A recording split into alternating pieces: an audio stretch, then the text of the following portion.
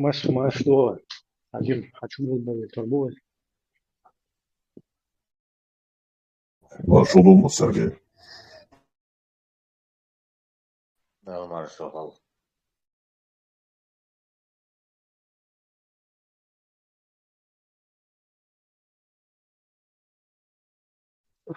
Машу. Вы и по теме вот этого сбитого самолета русскими азербайджанских авиалиний насчет этого информации вот, дополнительной на данный час, скажем так. Jā, tā интересно. Ну, Путину извинения яхна olsun, короче, извиниться один, да. Но и ордена признать дин его ждать, и цена метя, шеш дина.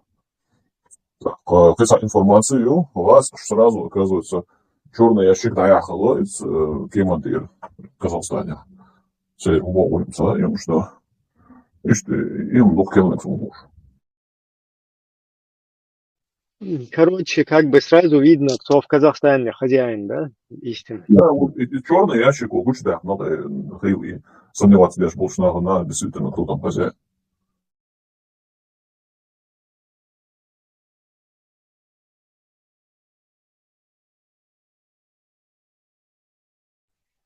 Просто вот эти все хорошие русские, если помониторить, один голос полностью. Кстати, нельзя исключать из вот этих хороших русских, да, из их среды, телеканал там НИСО, продолжение семьи вот этой федерального судьи Янгульбаевой, там, потом тот же замдиректора электросвязи, братом мусульманина Шмакова, заместитель, Тумсо Абдурахманов, потом все вот эти вот Яшкины, Пашкины, всякие Невзоровщина, Фейкины, короче. Ну, вот И это вот. Кирилловщина. И Киселевщина, там, и Соловьевщина, это короче, русский мир. Вот эта вот вся среда, она в унисон полностью, как бы, они действуют все, как будто бы вот у них одна и та же полностью политика в отношении там чеченцев, да, скажем так. Потому что не успела произойти вот эта катастрофа, сразу же уже везде на Западе перекинутые вот эти хорошие русские начали распространять, что чеченцы сбили самолет якобы. Кадыров-чеченцы, значит, сбили самолет. То есть якобы у чеченцев есть ПВО. Если бы у чеченцев просто несколько стингеров было бы во Вторую русско-чеченскую войну, сегодня ни Украина бы не страдала бы, ни весь мир бы в одну позу бы не поставили бы. Там много чего мы могли бы как бы избежать. И вообще, начиная еще до военных действий русско-чеченских, второй вот этой вот русско-чеченской войны, если бы как бы мир тоже не соблюдал бы такую позицию, наблюдательную, такую как бы абстрагировавшуюся позицию, а тоже как бы попытались бы принять во всем этом участие, тогда бы можно было бы избежать и всех вот этих вот вот этой вот идеологии или спецоперации русский международный исламский терроризм. Вот этого всего удалось бы избежать. И как бы уже после вот этого происходит то, что русские, используя вот эту вот исламистскую карту, потом создают вот такую вот ситуацию, да, там, когда, используя вот это вот свой уже накатанный прием, они как бы там на чеченцах это применили и уже дальше полностью весь мир от нас отпугнули. Просто там кто-то должен был нам тоже помочь, потому что идеологически вот справиться со всем этим, это тоже сложно было. И сегодня точно так же, если мир как бы абстрагируется там от вот этого ИГИЛа, который русские в чеченской среде распространяют, если мир будет продолжаться как бы от этого абстрагироваться, а то и подыгрывать этому, да, тоже пытаясь как бы использовать исламистскую карту, то это ни к чему хорошему не приведет и в дальнейшем. И что? Короче, вот тема такая, да, что в итоге все получили вот эту русню, и всех вот этих сегодня напичканных хороших русских, которые по Западу везде пе- аккуратно как бы перекинуты, которые сразу в один голос, и это подхватывают русские, эти украинские какие-то средства массовой информации, и как бы уже там есть слухи, что азербайджанцы проклинают чеченцев за произошедшее, то есть тоже русских проклинать там боятся, видимо, и тоже чеченцев проклянуть удобно. И вот так и сразу там где-то параллельно Кадырка награждает своего какого-то племянника орденом за сбитие каких-то дронов там туда-сюда. То есть вот эта вот русская программа, вот как они, когда русский Путин приезжал в Чеченскую республику и дарил Коран чеченцам рукописно, сразу же на Западе вот эти вот консервы аккуратно подхватили этот момент там в лице Илларионова и прочих вот этих хороших русских имперцев и начали там муссировать и распространять вот это дело в таком ключе, да, якобы там Путина, Кадыров, они вообще там, ну, чуть ли не изнасиловали его. То есть там никто с ним не считается, его туда-сюда там раскидывают, передают. Даже там, когда сын Кадырки на стрельбище там что-то стреляет, в этот момент якобы охранник Путина там его заслоняет, как бы Путина от него заслоняет, боясь. И вот эти вот сказки, да, которые они, ну, на Западе здесь рассказывают, и этих людей слушают. Вот дело в том, что это не просто так. Это там какие-то, если чеченцы понимают, что происходит на самом деле, что кто такой Кадыров, что это чистый пехотинец Путина, вообще, ну, чисто в каком плане, полностью, в точности выполняющий команды русских.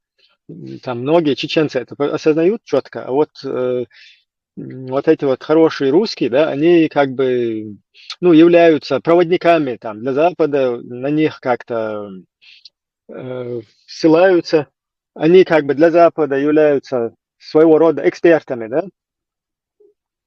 Вот такая вот ситуация, короче.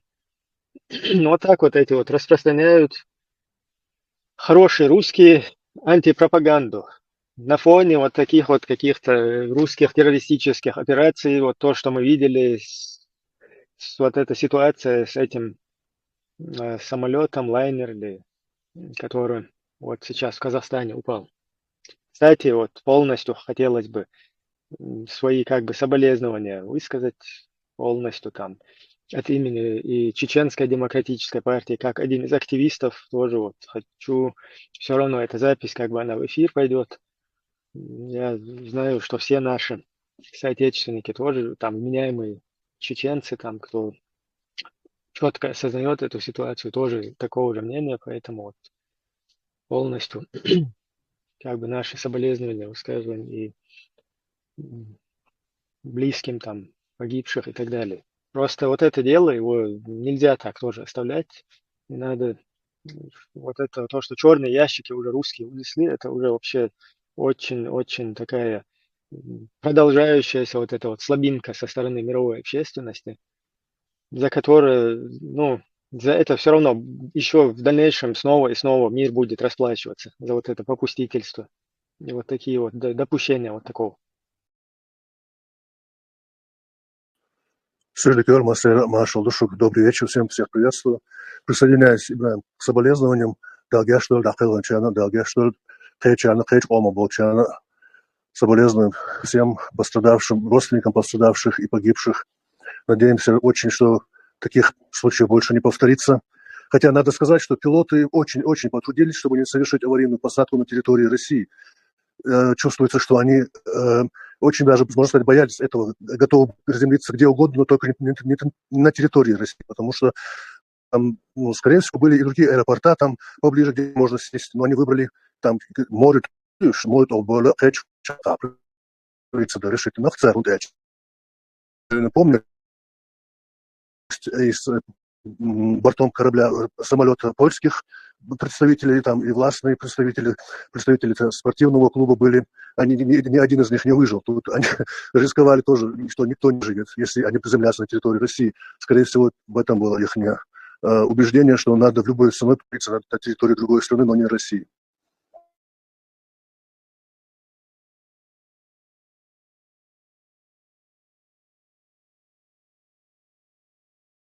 Вообще, саму версию вот этого произошедшего, я не знаю, его терактом называть или чем. В любом случае, как бы оно ни началось, да, все-таки я считаю, что это вылилось в террористический акт. Потому что почему самолет, который подбили, ну вот допустим, да, что как бы есть там угроза вот этих вот дронов со стороны Украины, и воздух, он как бы, ну, такая напряженная, скажем так, ситуация, и воздух пытаются контролировать, и в этот момент летит пассажирский самолет, и допустим, да, что русские, как обычно, там, вот эта ихняя пьянь, там, выпили, увидели самолет, он показался им дроном, они, короче, привели в готовность, ну, уже приведенное в готовность ПВО, атаковали, короче, самолет, и после того, что они сделали, они вдруг узнают, что они, короче, атаковали вообще гражданский объект. Как бы то ни было, Ибраим, будь то и теракт с их стороны, или там какой-то ПВО, думаешь, это какой-то беспилотник, и территорию объявил, кем на политике царь, Ибраим, из массовой информации, через своих обращений, а политики и царь. Не, я просто вот разбираться, если, да, почему вот так вот происходит, почему подбитый русскими самолет, подбитый оккупационной вот этой властью, подбитый русской армией, которая захватила Чеченскую республику Ичкерия, в захвате которой очень большую роль сыграл Невзоров, всякие Яшкины, Хренашкины и прочие вот эти вот хорошие русские. Вот эта вот русская военщина, которая стоит в Чеченской республике, она сбивает вот этот лайнер, да? Почему его не дают посадить в соседних республиках, на соседних, короче, в соседних аэропортах? Там же валом, и в Моздоке, там, и вон под носом прям, в Троицкой, в Ингушетии есть, в Махачкале есть аэропорт. Я еще не знаю, там повсюду, короче, там Пятигорск и Ставрополь, я просто не в курсе, где там, что конкретно, но я знаю, что там есть аэропорты. Даже сейчас погуглить можно тоже, посмотреть, сколько, чего и как. Почему этот самолет, он начинает, короче, пересекать, летит в сторону Казахстана через Каспий? Что вот по-вашему, что это такое, что там происходит вообще? Почему все хорошие русские СМИ и хорошие русские имперцы, которые орудуют на Западе, почему они во весь голос трубят?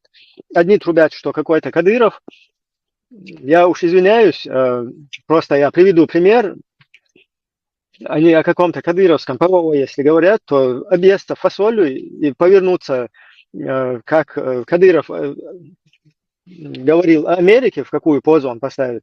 Вот так вот, если он не стал, я не знаю, я извиняюсь, да, за вот такой вот как бы разговор, но тем не менее, вот такое какое-то ПВО, чтобы съесть фасоль и долбить, короче, вот этот самолет, обстрелять вот этим делом. Кроме такого ПВО, у чеченцев, повторяюсь, если бы в свое время несколько стингеров было бы, это бы к этому не пришло. Нет у чеченцев никакого, ни ПВО, ничего. Чеченцы – это оккупированное государство, Чеченская республика Ичкерия, где орудует, стопроцентно орудует русская ФСБ, русские власти. То есть именно орудует та власть, которая востребована русскими всеми.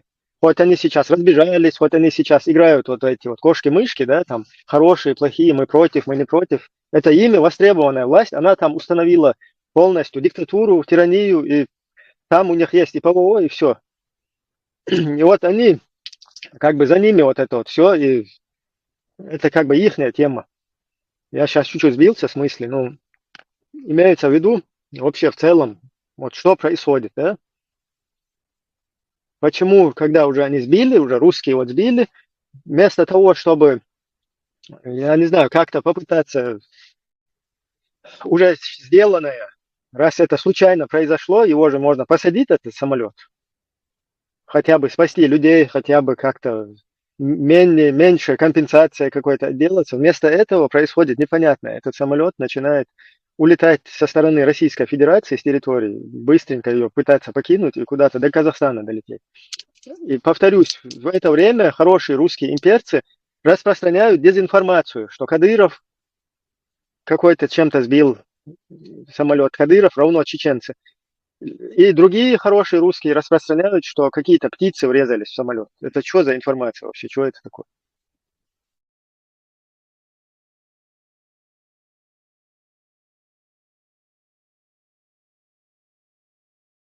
Давайте присоединяйтесь, будем как бы тоже обговаривать это дело.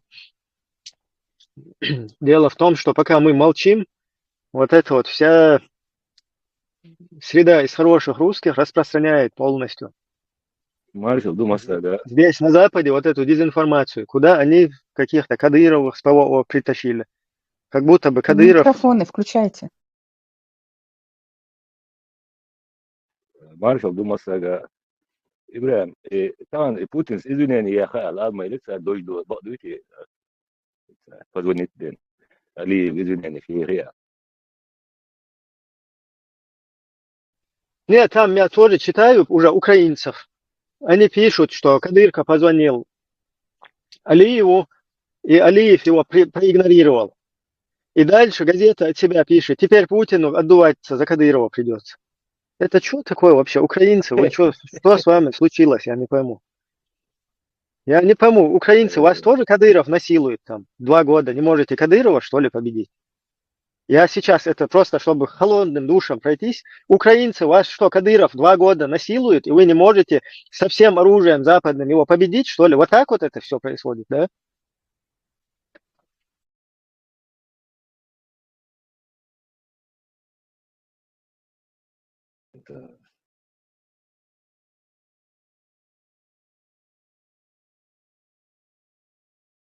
Так на Украину напал Путин, русские напали на Украину, русские, которыми востребован Путин, их президент. До этого Ельцин был ими востребован. Они за него голосуют. За Путина, за Ельцина. И они вообще ничего против не имеют. Абсолютно. Мы не видим, чтобы они возникали что-то против, какую-то там, устраивали что-то такое. Какие-то недовольства там, чтобы какие-то волнения были. Русскими востребован Путин. Русские напали на Украину. Или я что-то не понимаю. Или это Кадыров насилует Украину, напал 2 года. Украинцы не могут с Кадыровым справиться, что ли? Который еле-еле там волочится где-то. Весь, короче, надули его там непонятно чем. Которому чеченцев передавали до этого украинцы тоже, украинские власти, раз на то уж пошло. Зачем это теперь чеченцам наклеивать, навешивать это все? Кадыров, он больше украинский, чем чеченский. И вся вот эта русская система оккупационная, она больше украинская, чем чеченская. Почему? Потому что с ней сотрудничала Украина. Полностью были договоренности, полностью там за газ, за нефть, за другие блага происходило какой-то вот этот обмен интересами. Не надо приклеивать вот эту всякую кадырку, мадырку. Зачем их чеченцам приклеивать? И вообще, зачем комментировать, что Кадыров звонит там Алиеву, хотел типа извиниться за то, что сделал. Алиев его проигнорировал. Теперь Путину надо будет отдуваться за Кадырова. То есть украинцы тоже уже подхватили вот эту пропаганду, что у Кадырова есть ПВО, вот то, что я комментировал, да, фасоль. И до того он сильно бьет этой фасолью, что там аж молнии сверкают.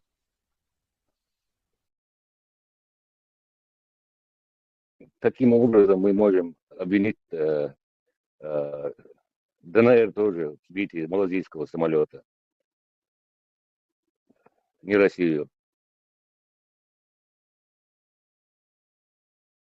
Лично я никогда бы даже не подумал, да, что малазийский Боинг сбили вообще украинцы, потому что это чисто русский почерк изначально. Все это видно прекрасно. И даже если стреляли украинцы, то это украинцы, которые находятся в русской армии. И вся ответственность это русских. И вообще ни один украинец, он как бы десятки, тысячи, там, опять-таки, повторимся, да, там, тысячами, если украинцы какие-то участвовали в русской армии, При том, что Украина, они были добровольцами, потому что Украина это независимое государство. У них и был выбор не идти в русскую армию. Никогда чеченцы на это не акцентируют. Не акцентировали в любом случае.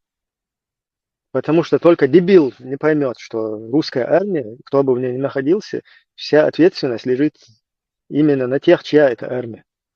А не на тех, кого они в этой армии там наняли и так далее. В случае с чеченцами, то тут нанимать никого не надо, просто тупо захватили, оккупировали нашу территорию и туда полностью используют вот этот вот оккупационный вот этот вот состав.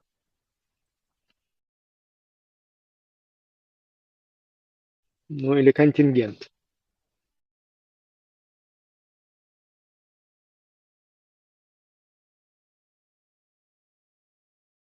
В таких случаях нас рассматривают просто как отдельное государство, как независимое государство, которое напало на Украину. И инициации, он по Хацду, он бы российский, примерно Дагестан, территория Кадина, Дагестан, что и так, надо Казань сбить, а татар сбить, да, это неправильно вообще. Опыт вот царящий.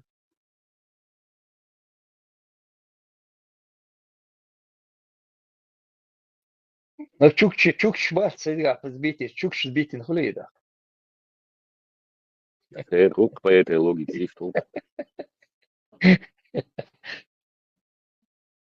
Нет, если бы у чеченцев, у чеченского народа, у чеченского государства было бы в свое время с ПВО, противовоздушная вот эта система, мы бы сейчас не находились бы, то весь мир бы сейчас не стоял бы вот в этой позе, я как есть, как бы это выражаюсь, вот в эту позу мир не был бы поставлен. Сейчас оказывается, что у чеченцы, у них какое-то ПВО, чеченцы сбили что-то там. Невзоров, Элагдас, первую фразу Хильма Хильна. Говорит, дикарям дали, говорит, ПВО, говорит, не сбили, говорит, самолет, пассажирский самолет, дикарям, говорит, дали ПВО. Дикари, конечно, это нельзя тоже оспаривать, потому что за 20 лет, да, вырастили похожих на себя. А вот если говорить о русских дикарях, да, которые там в первую русско-чеченскую, когда Невзоров снимал вот эти мультики свои, чистилища, в это время русские дрючили самих русских за водку. Можно было вашим дикарям русским подойти, дать водку, чтобы они вон других русских мочили в сортирах. И так делали, много таких моментов есть. Вот может Невзоров своих дикарей, свое дерьмо русское сравнить там с сегодняшними дикарями, которых они тоже воспитали за 20 лет. Но он же прекрасно знает, что ПВО, я тебя, там нету ни одного чеченца, у них нету ни одного чеченца, ПВО нету. Даже водителей там нету. Он прекрасно знает, но чтобы там это миллион подписчиков, там у него там просмотров, там миллионы получается. Вот проброс он делает. Первые только узнали, что там сбили, там получается. Ясно, кто сбил этот самолет. Не давали сесть ему там ни здесь, ни Минводы сразу направили, потом Махачкалу направили. Уже было ясно, что они подбили его, с ПВО подбили. Вот И он заявляет мировому сообществу внушить, что это чеченское ПВО, да, дикарям дали ПВО, они сбили ПВО, да, вот с этим ПВО сбили самолет, заявлять лицо. Он же и сразу переводит и на английский, и на все там переводит. Буквально как будто у нас в Чечне есть какое-то ПВО. Это ПВО, российское ПВО, которые выделили, поставили там. И стоят, и все офицеры там, получается, и подчиняются непосредственно Москве, они подчиняются не кому-то там. Даже не Кадырову там не подчиняются они. Это ПВО подчиняется Москве. Кадыров рядом там не подходит и ничего не командует этим ПВО. А Невзору надо, чтобы мировое сообщество думало, что это чеченцы сбили там самолет гражданский. Вот это технология. Вот Огрыгя, Миноводион, аэропорт. Магасион, Владикавказ, ладно, и та, и записал. Магасион, Моздокион, Ханкалайон, Эметюха, да, Махачкала. Махачкала. короче, их кадров Элиста, очень много. Элиста недалеко, там баллами этих. Волгоград недалеко там. Не нужно было даже... Они просто приняли решение выключить и свой чужой, где там находится, выключить. Они решили полететь в Казахстан. А эти думали, они сейчас упадут, в Каспий упадут и концы в воду. Да? Ничего не доказали, типа. Азербайджанские таланты, они говорят, что было 3 удара. Все дальше выжатые, показания, когда было 3 удара по самолету. Скорее всего, 3, возможно, 3 удара там было. Я так по дороге Ахла там был Шуцан. А может, вполне там они высоту набрали, может, там где-то хлопнуло, слава достала. Там 2, там слышал, что там 2 выстрела было там. Хвостового передней где-то над кабиной у этих пилотов там где-то впереди там хлопок был там. Но эти пилоты оказались специалисты, сильные специалисты, водители, эти летчики оказались. За счет этого это 1/3, больше 1/3 выжило там, получается, пассажиров. А так они, скорее всего, думали, там, что упадет там в Каспийское море, а потом поиски, не поиски, иди доказывай. Потом они трал прогнали бы и на куски его развалили бы тот самолет, или еще подводников запустили бы, развалили на куски и сказали, ничего нету, да? Даже это Казахстана, это просто нахил, да, и нахил делдует, он будет бисло. Да. Ваду яри, да, и за это дойдут до просто там Это 100%. на нюха ваду, и все, и гуч делдует.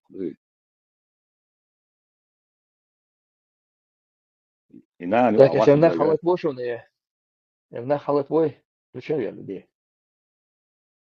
Конечно, халатве, модератор.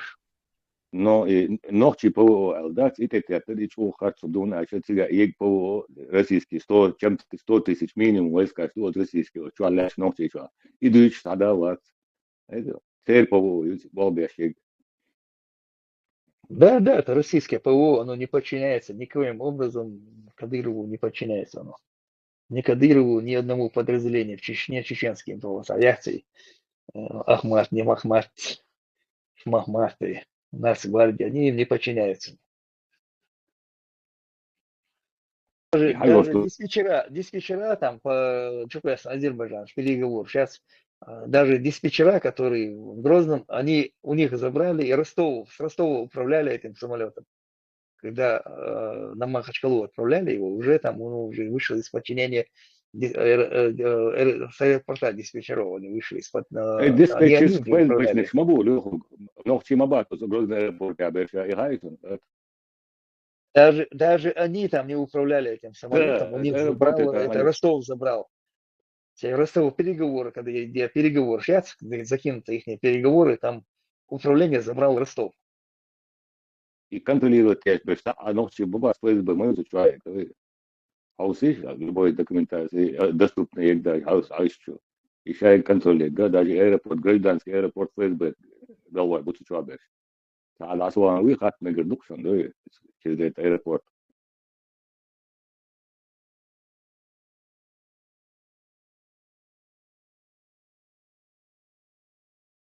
Мне просто вот, когда на фоне всего этого, там вот эти, ладно, хорошие русские имперцы, это понятно, там шкуры, которые под видом каких-то путинских там врагов личных орудуют на Западе, это-то понятно, но украинцы тоже вот это, когда подхватывают, уже обидно как-то. Ну, обижаться вам не стоит, в Украине не то, что обижаться, ну, понятно, что это пропаганда, что это все, но как-то тоже до украинцев же надо достучаться, потому что, вот смотри, кто такой Кадыров? Это чисто тиктокер, упас. Вот он в тиктоках его показывают для украинцев. Его там, других вот этих всяких тиктокеров. Абсолютно больше из себя ничего не представляет. Вот смотрите, в свое время Невзоров точно такой же тиктокер для чеченского народа, понимаете? Тогда не было тиктоков, тогда не было интернета. Все люди там где-то у телевизора, у нас света не было там на каких-то моторах, на аккумуляторах, какие-то приспособления, там какие-то маленькие телевизоры подключали. Вот этим всем мы как бы выживали, там занимались. И люди в таких каких-то полевых условиях пытались там информационно что-то там, ну, как бы найти, да, там информацию. И что происходит? Вот чеченцы, которых уничтожают, которых как похлеще, чем Украины, целыми семьями там под землю, короче, мы хороним, да, там целыми селами даже. То есть вот это, вот все эта ситуация, где-то у телевизора, там у своих очагов собравшись чеченцы смотрят тиктокера Невзорова. Вот представьте, люди, у которых близкие, которых, я не знаю, там потеряли руки, ноги, там кого-то без вести потеряли, там кто-то целыми семьями погиб. Вот в таких условиях сидят, куда-то в телевизор потом смотрят, а там показывают Невзорова с его мультфильмом, там, вот этим «Чистилище», где он полностью перевернул все как бы наизнанку, понимаете? Как будто бы какие-то Дукуз Исрапилов какой-то, у него главный герой там плюется, ходит, непонятный. Потом какие-то индейцы, африканцы. В первую русско-чеченскую войну ничего подобного не было. Это просто планомерно, 100% у меня гарантия, что это именно уже как бы подготовка на будущее, вот с такими целями этот фильм, туда африканцев в этот фильм добавляли, потом непонятно, афганцев каких-то, с какими-то Дукузами, Исрапиловыми там, и какие-то хорошие русские мальчики, которых потом мы, оказывается, распяли на кресте. Потом какие-то трупы, которые списывает российская военщина и начинает по ним, по трупам танками ездить. И оказывается, они это делают не для того, чтобы списать свои жертвы, а в фильме Невзоров преподносит это, как будто бы чеченцы сейчас придут и будут мальчикам бедным носы, уши и там половые вот эти органы резать на память. Мы этим никогда, люди, этим никогда, даже вот эта кадырщина, которая сегодня Украину туда лезет, это русское детище. То, чем они там занимаются, это русская полностью культура. Чеченцы от себя, когда со своей культурой, со своим самобытом отстаивали свою независимость, свободу, у нас вот такие русские извращенные методы никогда не практиковалось. Это единственное, когда уже русский международный исламский терроризм они у нас распространили, вот на этот период, во вторую русско-чеченскую, там как провокаторы какие-то головы, когда резали, вот такие моменты есть. Уже чисто идеологически вот этот ИГИЛ, когда русский вступил там в силу. Но когда чеченцы за свой самобыт, абсолютно там ничего подобного у нас не происходит. То, что вот эта гнида Невзоров там пытается преподнести, и вот люди, которые пострадали от этих бомбежек, которых там пытали, которые через их концентрационные, фильтрационные лагеря проходили, были узниками. Вот эти все люди куда-то в телевизор смотрят, и там вот эту хрень показывают, где, оказывается, чеченцы носы, уши русским мальчикам распяли на крестах, короче. И вот эта гнида Невзоров, она показывает. И эта гнида Невзоров, она такая же гнида для чеченцев на тот период. И вот этой гниде в Украине дают гражданство. Теперь нам что, украинцев всех с этой гнидой замешивать? Или вот почему вот этого не происходит там в украинской среде? Тоже, украинцам тоже надо же донести это как бы до них. Алло, если какая-то кадырка тиктоковская, русская, ее туда посадили, вот эти всякие вещи, говорит, я за 3 дня Крым возьму, это Киев возьму и так далее. Это не надо ассоциировать с чеченским народом, пытаться это перекинуть или сделать из этой гниды какую-то персону. Она, в отличие от Невзорова, эта персона, в отличие от Невзорова, она не имеет даже 10-я часть доли полномочий, которых Невзоровская гнида имела. Это потому что полный, 100% пехотинец, который четко выполняет команды русни. Выстоловил. Уважаемый, я еще раз объясняю. В Украине это не народная власть. Его выбрали, этого товарища, выбрали по приколу. Молодежь по приколу. Дай сказать. Это демократические выборы, все.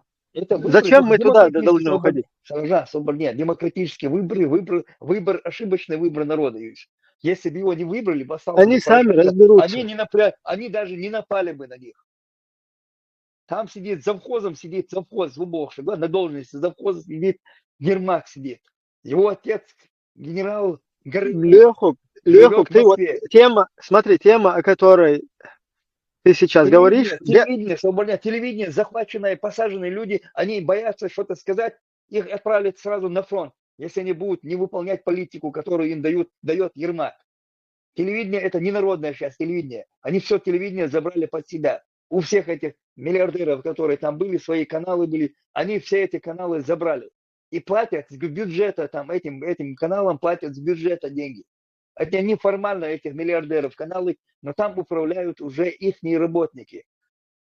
Ермак. До этого эти каналы принадлежали куму Путина Медведчуку, который даже сейчас... Забрали эти медведчуковские каналы, забрали они. Это Зеленский и его команда забрала это в их руках. Ты ходишь головой стучаться об стенку, ничего-то им нужно. А эти каналы подчинены, и бюджета платятся деньги этим журналистам. Они на зарплате сидят из бюджета. А кто платит, тот и заказывает музыку. Я просто не об этом, да, это как бы, ну, мне обидно, мне тоже обидно, что они вот это показывают. Но они подневольные люди, там идет война. Если ты будешь где-то вправо-влево что-то не то говорить, тебя отправят на фронт. Ну, я вистало, машу. Мнение Халмы Груйса. Дерду полностью. Я просто потом тоже как бы выскажусь. У всех Смотри, как бы свое мнение. Я думаю, давайте я сейчас выскажу, максимум постараюсь в 2 минуты уложиться. Просто если что-то провокационное услышите в моих словах, дождитесь до конца, я объясню почему. Ибрагим, я думаю, что украинцам нам доказывать и объяснять, достучаться до них не нужно абсолютно. Объясню. Вот где я живу в Германии, здесь много беженцев из Украины, чьи мужья там или точно, или якобы защищаются и так далее. Клянусь, ребята, они абсолютно точно здесь кучкуются с русскими. Никаких проблем, они здесь вместе. Я был приглашен на несколько мероприятий, типа юбилей, вот такое. И я видел, как они обнимаются, дружатся, братаются. Никакая война им не проблема. Детей вместе в школу водят. Русские женщины тут же дружатся с этими украинками, которые приехали от войны. Тут же они и сами, эти украинки, с удовольствием к этим русским идут за советом, как в школе, как то, какие дела. Все абсолютно одна. А после первой рюмки водки, вот это вот это все, березка, лапти два и так далее, поцелуи в десна сразу. А это один народ. Ну, как минимум, хорошо, 2 народа из одной колыбели. Давайте так более объективно скажу. Рано или поздно эта заварушка у них закончится. Когда-то, допустим, нельзя было поверить в то, что немцы и французы будут после Второй мировой как-то общаться. Сегодня мы, пожалуйста, видим отличные отношения у всей Европы с Германией. А это было совсем недавно.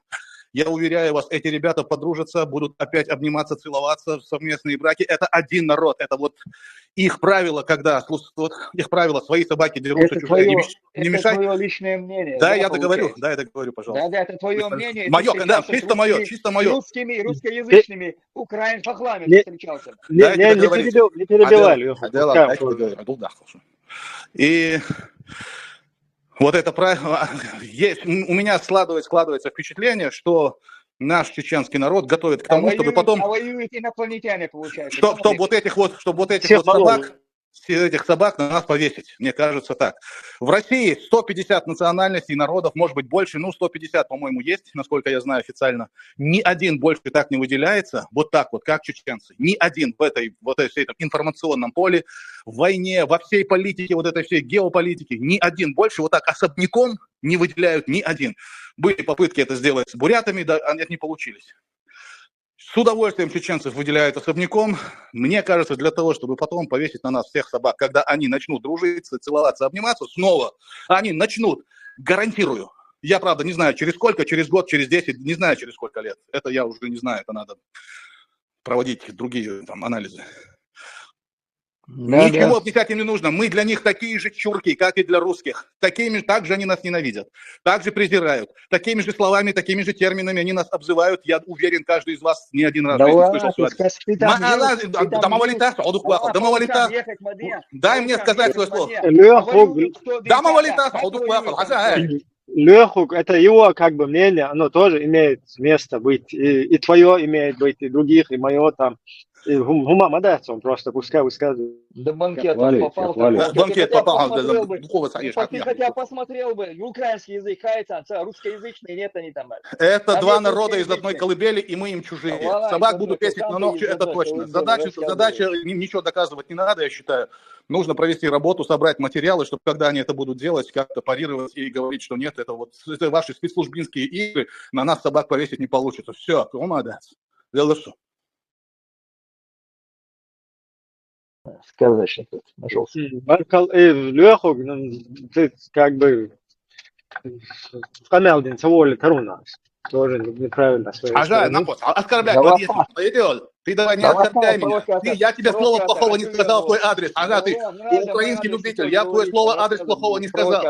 А ты зафильтруй разговор свой соблюдай. Соблюдальщик.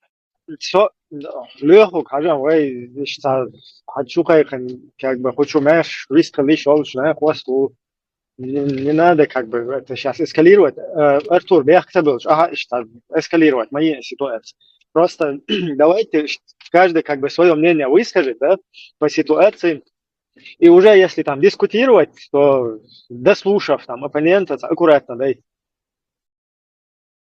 И насчет этого я просто вообще не про эту тему говорил, да. Это как бы я имею в виду вот это президент какой в Украине, не президент. Сейчас там военная ситуация, и, на мой взгляд, Украина, тоже мое мнение, меня, пожалуйста, тоже, короче, не перебивайте. На мой взгляд, Украина все делает правильно, да, и президент не тиканул оттуда, как бы его там не выбрали, кем бы он не работал, чем бы, просто надо отдать должное в такой ситуации. Нормально, короче, заднюю он не дал в любом случае до сегодня, до этого момента. На Западе ведет тоже правильную политику. Выбирали его чисто демократическими методами, ошиблись, не ошиблись, как угодно. Следующие выборы, когда будут, выберут, кого захотят, возможно, его, возможно, другого.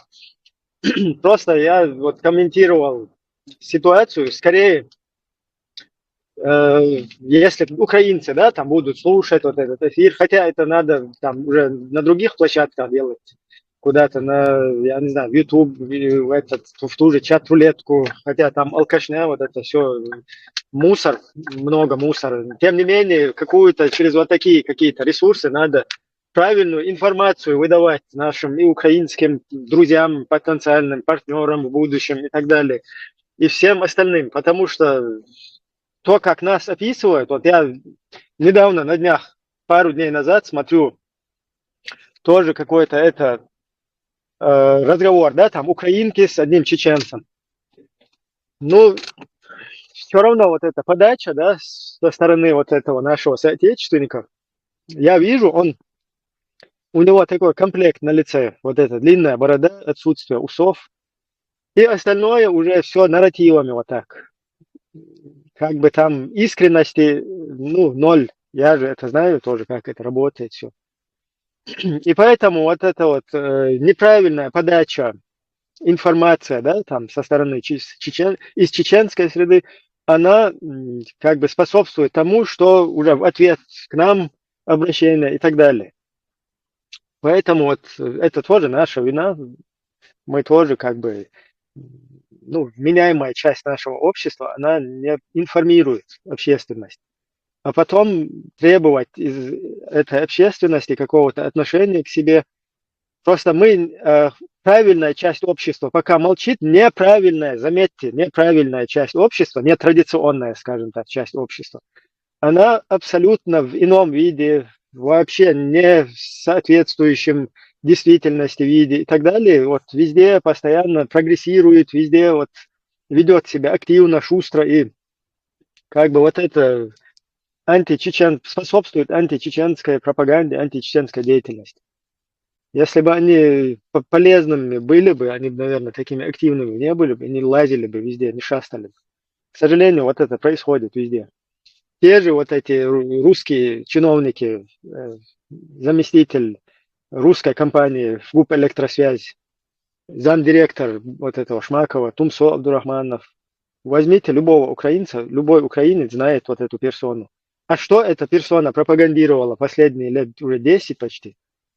Мы же понимаем, кто вот вменяемая часть чеченцев, она понимает, чей это шпигун и что он говорил все это время. И вот такие вот понапичканные вот эти вот чуваки, они создали вот этот образ. И вот этот антиобраз, его нету нигде, он где-то у нас в душе есть, где-то мы в подушку себе вот так думаем, у себя дома хорошо, или в своих каких-то вот этих группах здесь. А там вот, где достучаться, докричаться, там только вот эти вот чуваки орудуют. Просто я вот как бы скорее о вот этой теме. И когда информация, уже информированность есть, и после этой информированности уже предпринимаются какие-то античеченская деятельность и так далее, это уже можно четко определять как предвзятое отношение. Но когда отсутствует информация полная и вообще там какая-то подается вообще ложная, и на основании вот этой информации там украинское общество, оно делает какие-то выводы, и потом как бы винить во всем это всех только украинцев тоже как бы это неправильно получается. Я надеюсь, я как бы свою мысль довел.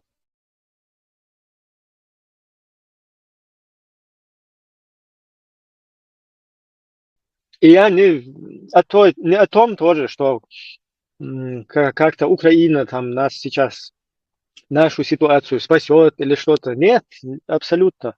Украина сейчас бедствующее государство, которое, наоборот, само нуждается в любой поддержке, в любой помощи.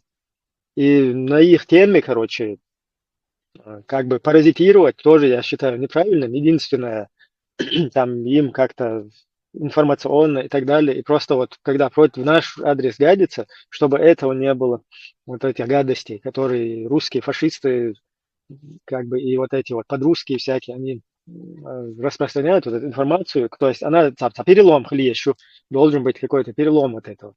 И вся наша вот эта как бы нацеленность, она скорее не на то, что сейчас от украинцев какая-то польза для чеченского государства. Нет, сегодня Украина только сама нуждающаяся. А просто в будущем, да, в будущем, зачем нам нужен враг в лице украинского государства, да, после окончания русско-украинской войны, мощного государства на территории Европы по соседству с нами. Зачем нам враг в лице Украины и вообще в каком-то другом государстве? Как бы наоборот, в нашей ситуации и вообще в современном мире лучше дружить со всеми государствами, тем более с цивилизованными, нормальными. Там.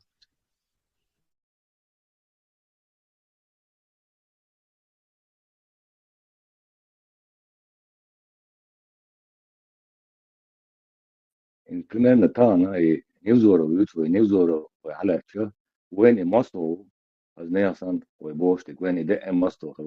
Примерно уличать даже украинцам, если сопоставить вещи, за Санин Соловьев, там, почалку государственного, все паспорты, лахаить мух, это, да, и штрит война, да, следует, вен, хоть, а делом, да, свой Бошти, Санин Дена. Вен, ну, дег, вы Мостов, лахуешь, на, югу, вы, там, Бирли айтқияр штат амел деш афу это дуйрет ишти дуй дуйштек вы се пачалхан самне кепара са дештек лилоштек ише шелду но when долон ишт хатстек ду ботек ботду и са те кушту лу санех санметте дақис вөле шнохта yok куч моглит но да инех кез те кушлат то шуко да И Маршалду гражданство, елык изиляски у. Сон гелит наг Ермаку. Украинские подписчик миллионами подписчиков мобают на Украине а я что из-за дом нет, ну они там и так слушали его там Гаски наш миллион там подписчиков там и украинец был русскоязычный, которые там русскоязычные Донецкий, Луганский, да, было наш метя весь наш. Я знаю, что их им туда еще я сейчас, а даже олдала люди не пострадали бы. Я знаю, что а все есть да, под Невзоровы, есть люди не пострадали бы. Его куда-то. Украинский матадон, русский матадон. Об этом я и говорю, Söyledi что это их славянский язык, и мы там будем всегда. Да, мы не люди вообще, по Да. идее. Да. Поэтому надо как-то свои интересы отстаивать, ни с кем из них там не пытаться обниматься, это бесполезно, уже знаем исторически.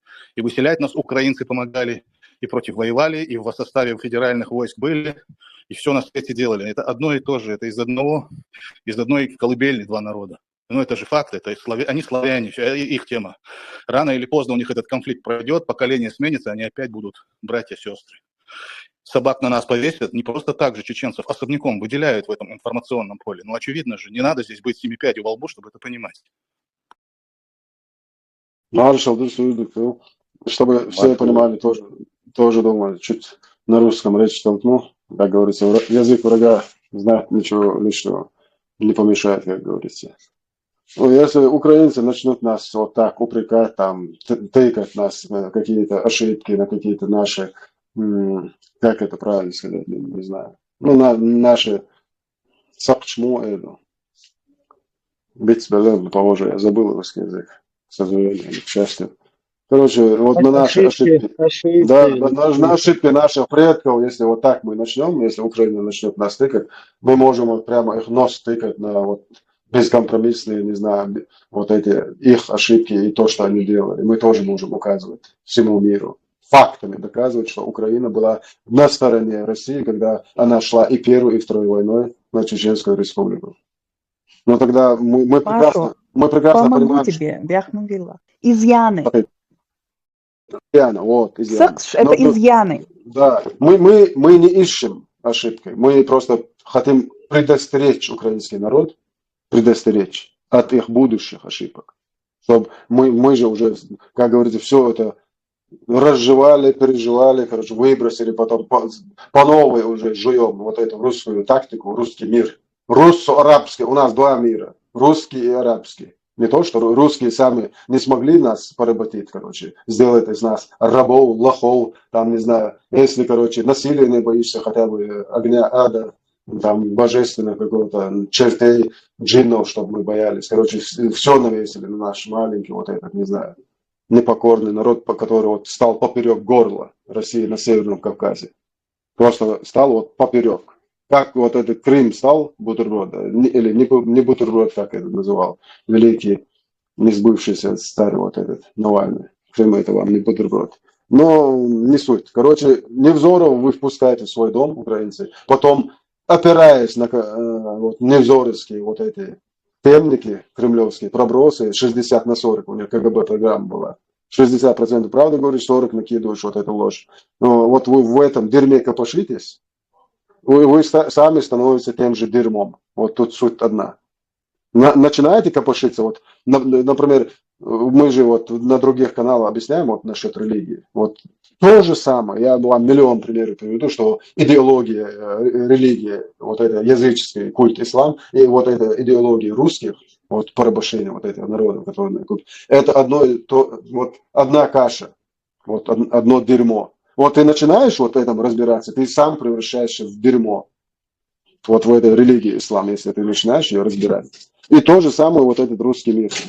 Вот это русскоязычное пространство. Когда ты влазишь вот это, ты превращаешь вот какой-то, не знаю, как дохлой скотине от тебя вонять начинает. Когда ты вот это начинаешь людям объяснять, ты, короче, ненависть к себе с одной стороны взываешь, с другой проклятие, с другой, короче, безбожник ты. Вот одна это, я же всегда говорю, я говорю миллион примеров приведу, что русское вот это, русский мир и арабский мир вот это, исламский. Не арабский, а исламский мир и русский мир это одно и то же дерьмо. И они вот всегда бок о бок идут. Нога он его, не знаю, как это еще было. Бок о бок. Вот сейчас у меня вопрос к украинцам, к украинским спецслужбам, к украинским, не знаю, свободным людям. Что у вас делает человек, который помогал, вот, не знаю, дух поднимать, не знаю, чтобы Ванька Встанька был, чтобы он пошел на нас с оружием в руках, вот эти фильмы снимал, что ужасные чеченцы там, не знаю, русских мальчишек в трусиках распинают там, растлят, короче, разбирают на запчасти. Что вот эти фильмы, это же пропаганда. Это же толкали, короче, по русскому ТВ. Этот человек сейчас у вас сидит с гражданством Украины.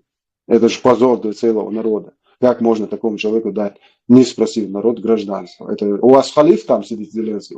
Я не понимаю, или халиф, или царь, он единолично, что, как вы же говорите, вы же хотите в Евросоюз еще.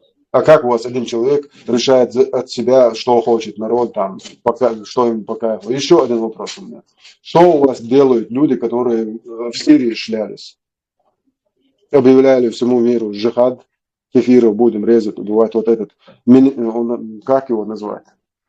Местечковый такой. Закаев, которого вы впускаете в свой дом, он его туда оставил. У нас ничего никто не спрашивает, кстати, у чеченского народа. Никакие, не знаю, просто хотя бы сделать формально, что Закаев спрашивает у народа. Вот хотя бы интернет-площадку сделать, голосование, хотя бы фиктивность. Закаев у вас ставит типа вооруженные силы ЧР, Ичкерии, ЧРИ. Это что? Нету таких. Закаев может от себя, от своего имени, как, например, ЧВК Вагнер, ЧВК Закаев. Например, может, если ему дадут такую возможность, если мир на это закроет глаза, открыть ЧВК Закаева. У ЧВК Закаева, как этот лысый Пригожин был, помните, вот этот начальник? Вместо чего вы ставите его как другой лысый, как это, его тоже имя я забываю. Кстати, Герой России, уже медальки у него были, маньяк, короче, убийца, который руководил вот этим всем.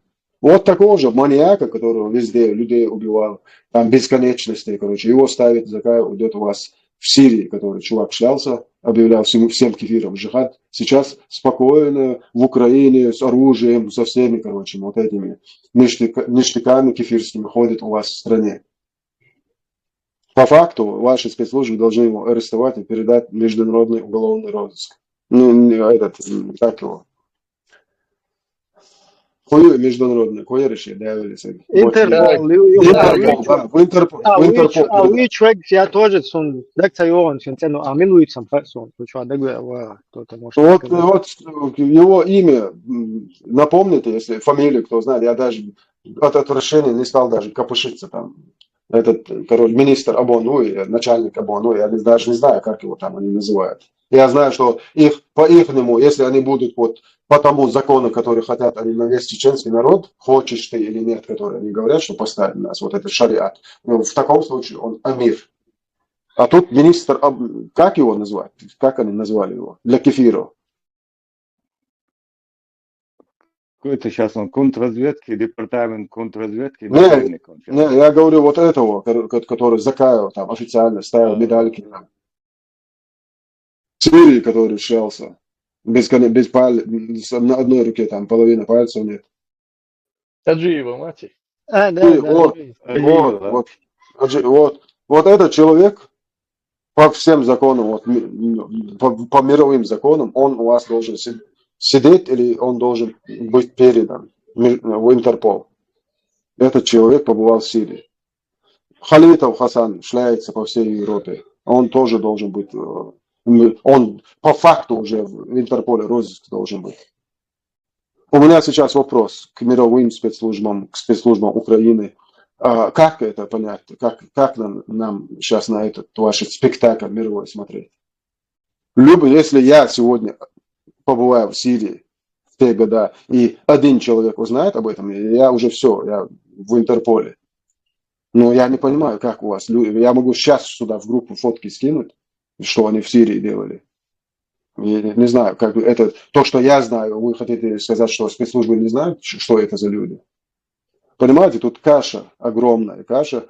В эти игры, я знаю, что вы играете долгие, медленные, короткие, но я хочу предупредить украинский народ. Мы поиграли в разные игры. Сегодня вы видите, к чему мы пришли. Сегодня те, кто нас убивали, заставляют наших вот этих людей, которые вы сейчас смеетесь, тиктокеры, миктокеры, потом они там целые самолеты сбивают. Вот именно вот сейчас они убивают вас. И это будет потом, когда вы покоритесь, как вот в этой грязной идеологии арабов, они тоже вот это мамлюков делали. Покоренный народ, потом из них делали, их бросали. Например. Вот я вам миллион примеров приведу, что русский мир и исламский мир. Это одно и то же. Они бросают вперед себя, тех, кто они покорили. Вот, когда вы сейчас нагнетесь, вы будете нападать на Польшу, на Литву, на Латвию, на финнов, там, не знаю, на Болгарию. Там, вот вы будете делать это за русский мир. А нас упрекать сегодня, да, удобно, когда вам половина мира помогает и над нами смеяться. Нам никто не помогал, в том числе вы. Вы помогали русским нас убивать. Ваши отцы, ваши матери работали на фабриках, заводах, которые производили оружие, танки, боеприпасы, двигатели для вертолетов, ремонт всей техники. Мы тоже можем об этом говорить. Если вы хотите поговорить, кто больше виноват, то, конечно, мы можем сесть и показать всему миру, кто к чему больше причастен. Но мы вас просто предупреждаем. Вот это заигрывание с русней немытой, вам это дорого обойдется. Вы кровью будете отхаркивать это все. Вы лишитесь всего. И государства, и свободы. Вы рот не сможете открыть. Вы сегодня над нашим народом смеетесь. Непокорный, гордый народ. Вот это, да. Вот это вам вернется бумерангом. Когда у вас кто-то рот откроет, и всю вашу семью, там, не знаю, родных, близких будут вот это насилие применять. Я посмотрю, вы откроете рот или нет. Вы сегодня боитесь открыть рот. Не то, что положение у чеченского народа. Вы сегодня просто говорить правду боитесь. Сегодня. Когда на вашей стороне полмира. Цивилизованного притом. Вы сегодня боитесь признать правду.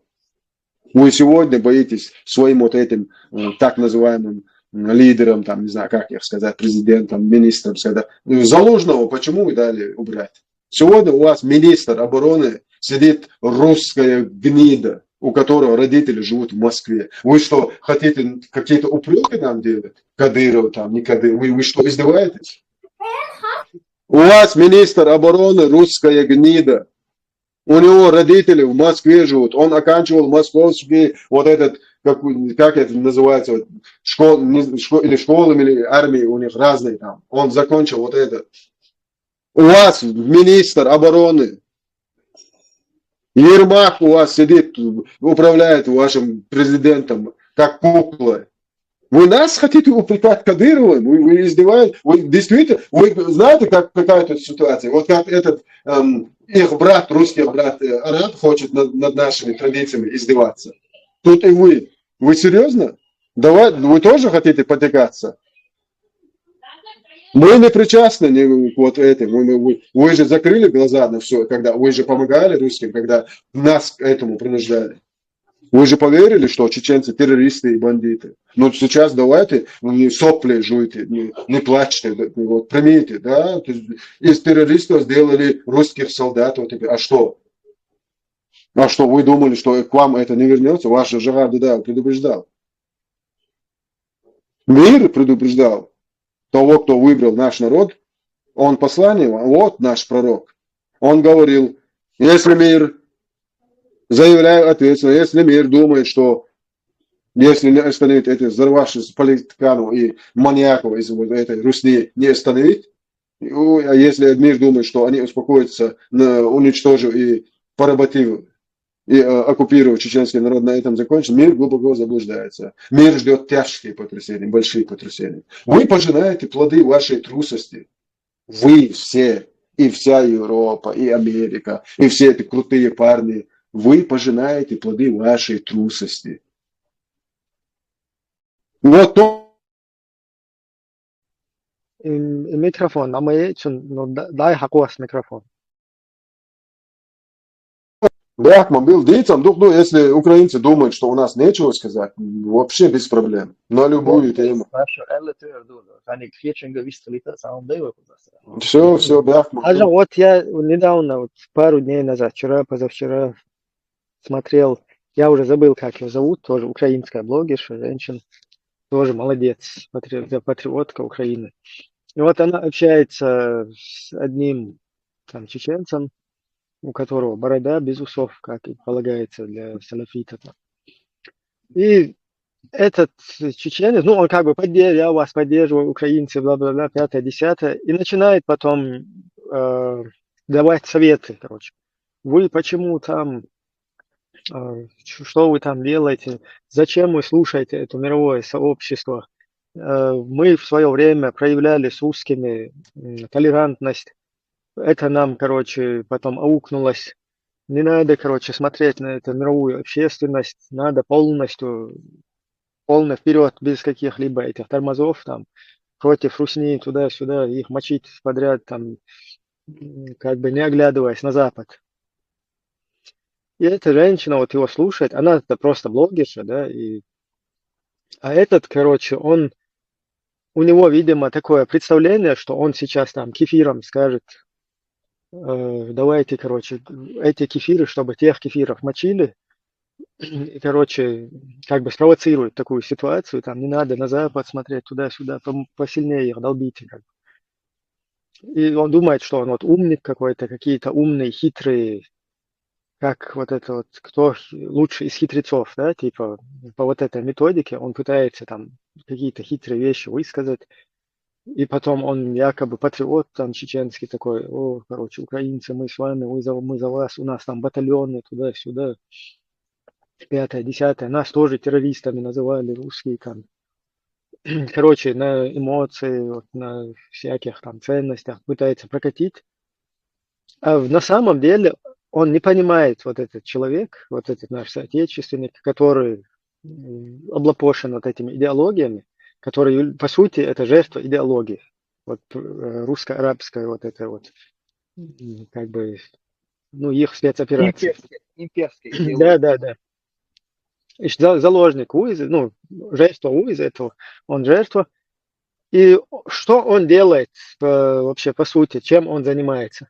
Вот все то, что про нас русские говорят всему миру, как они нас преподносят, как вот это Невзоров, гнида про нас говорит чеченцы, это народ, который понимает только силу, понимаешь? То есть у нас нету, оказывается, никаких ни ценностей, ни границ, ни обязанностей, ни обещаний. То есть на нас нельзя положиться, не надеяться. Абсолютно мы такая среда из мрази, да, которая ты не... А как вот у нас есть чеченская поговорка «нахьёц, нагац», короче, гергерло цалил, да, «нах болч, нагац, томбир барасел». То есть с какими-то, с людьми без каких-либо ценностей, да, с ничтожеством, чем с ними, Бесхребетными. да, чем с ними дружить или какие-то отношения иметь, там, дружественные, близкие, лучше, короче, с людьми, у которых есть достоинство и правила, лучше с такими людьми воевать. Ну, примерно вот так это переводится.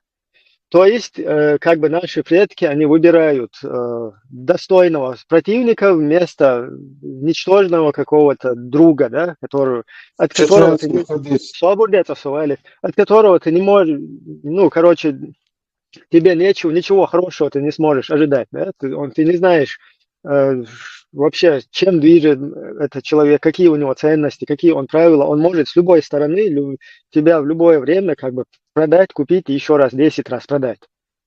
То есть это же не просто как бы сказано там, тоже там во время формирования каких-то культурных ценностей, вот так вот как бы какие-то мудрые люди, они тоже делали выводы, и это соответствует там духу, менталитету чеченцев. Ну, у нас что здесь происходит?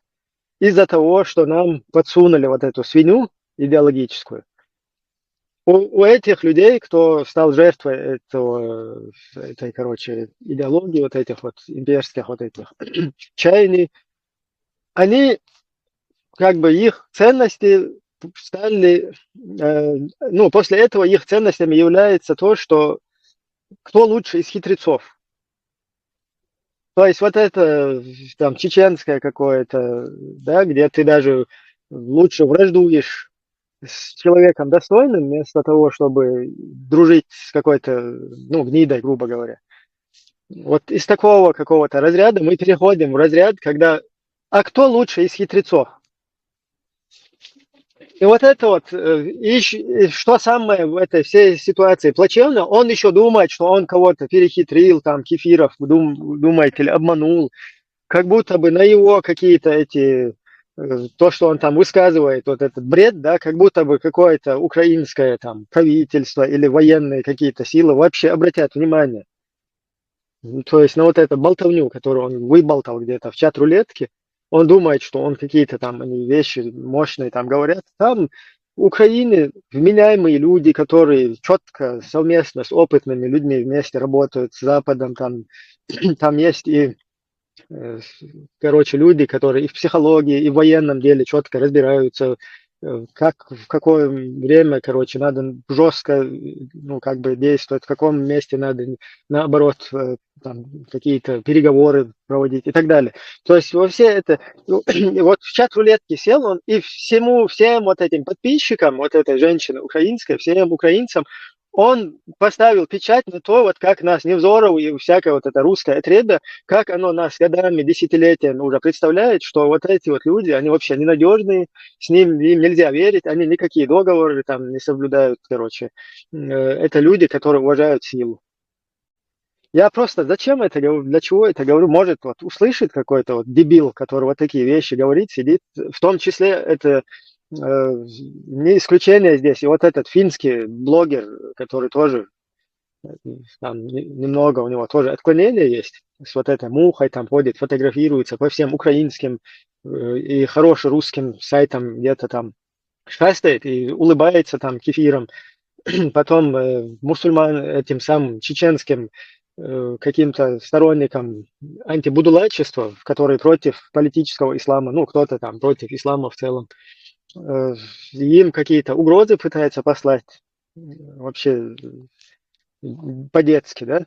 И в то же самое время там перед Кефиром и перед неверным, перед этими пытается там оправдаться. Я демократ, типа, мои чаяния, мое все, типа, надежда, это на чеченское демократическое государство. Там. И вот эти вот их лицемерие, оно же видно и другим, как и нам. Вот его куда-то пригласили, он думает, что его пригласили, потому что он умный какой-то или какое-то его мнение, оно важно для этих. Это обычный в большинстве вот их приглашают именно русские пропагандоны, которым нужно, чтобы вот эти рожи, они высказывали собственнорожно, через собственное вот это.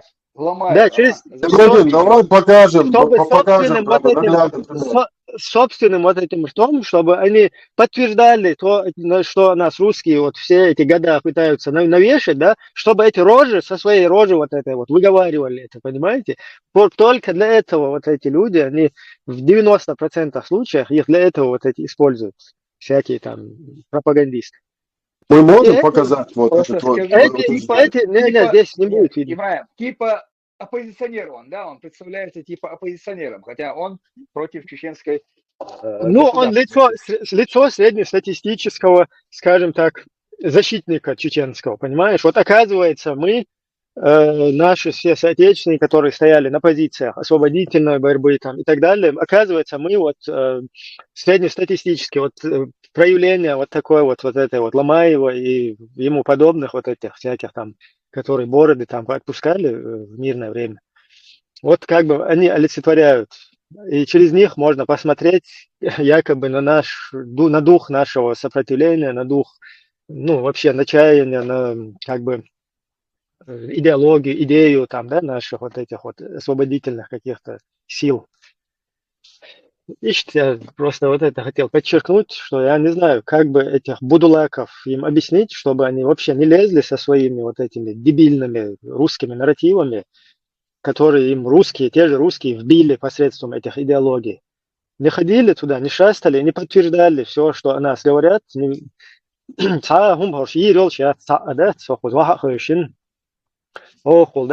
рожишь, объестим, короче, да, как мелочь, короче.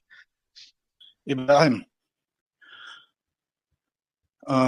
помнишь, у нас была общая попытка, ты, я, еще Хусейн был с нами из Ханов, попытка пообщаться там с представителями этих оттуда, да, с Украины, найти какие-то адекватные, человеческие, нормальные контакты, общаться нужным языком.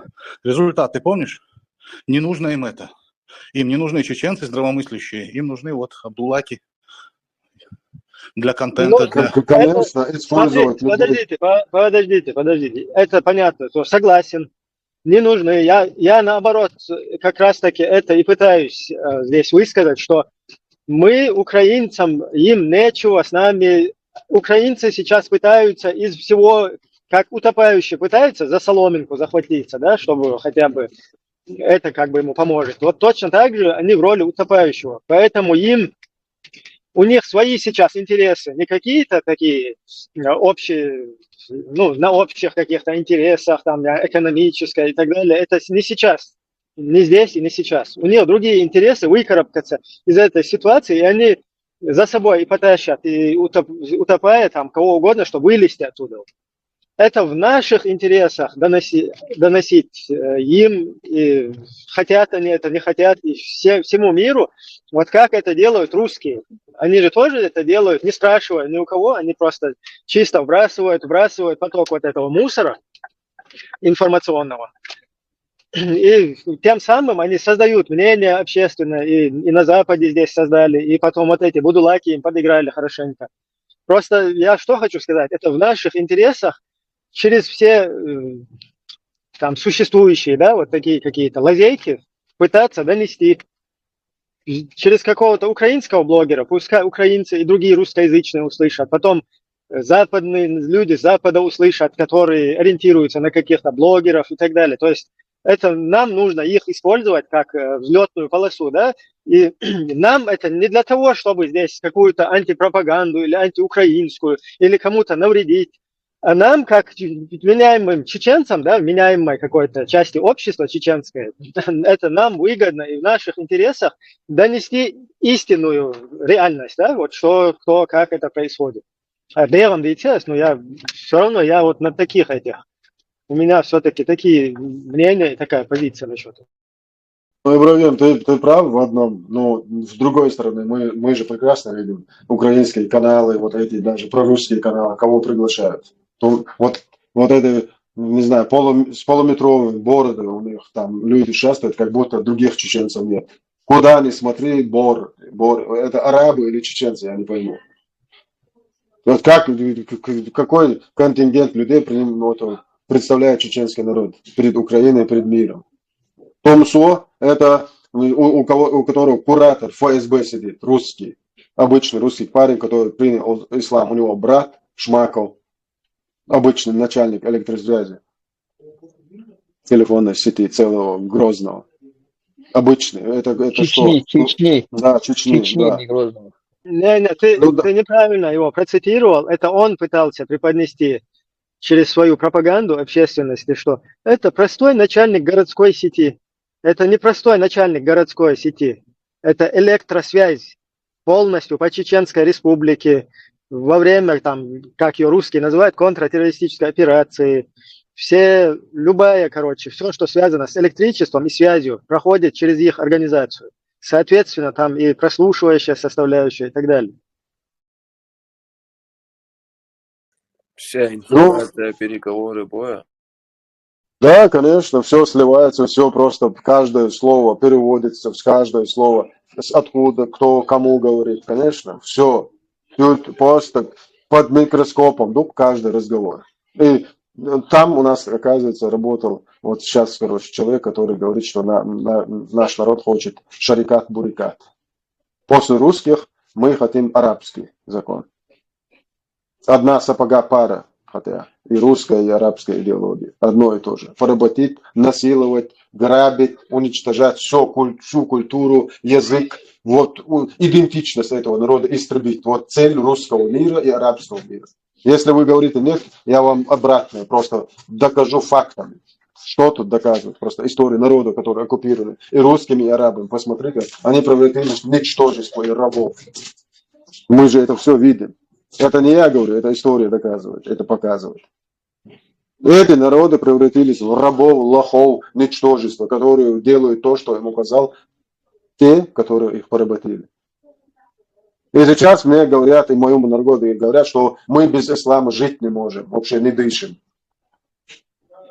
Вот русские поняли, что раз нас русифицировать не удастся, то им помогли их арабы, братья.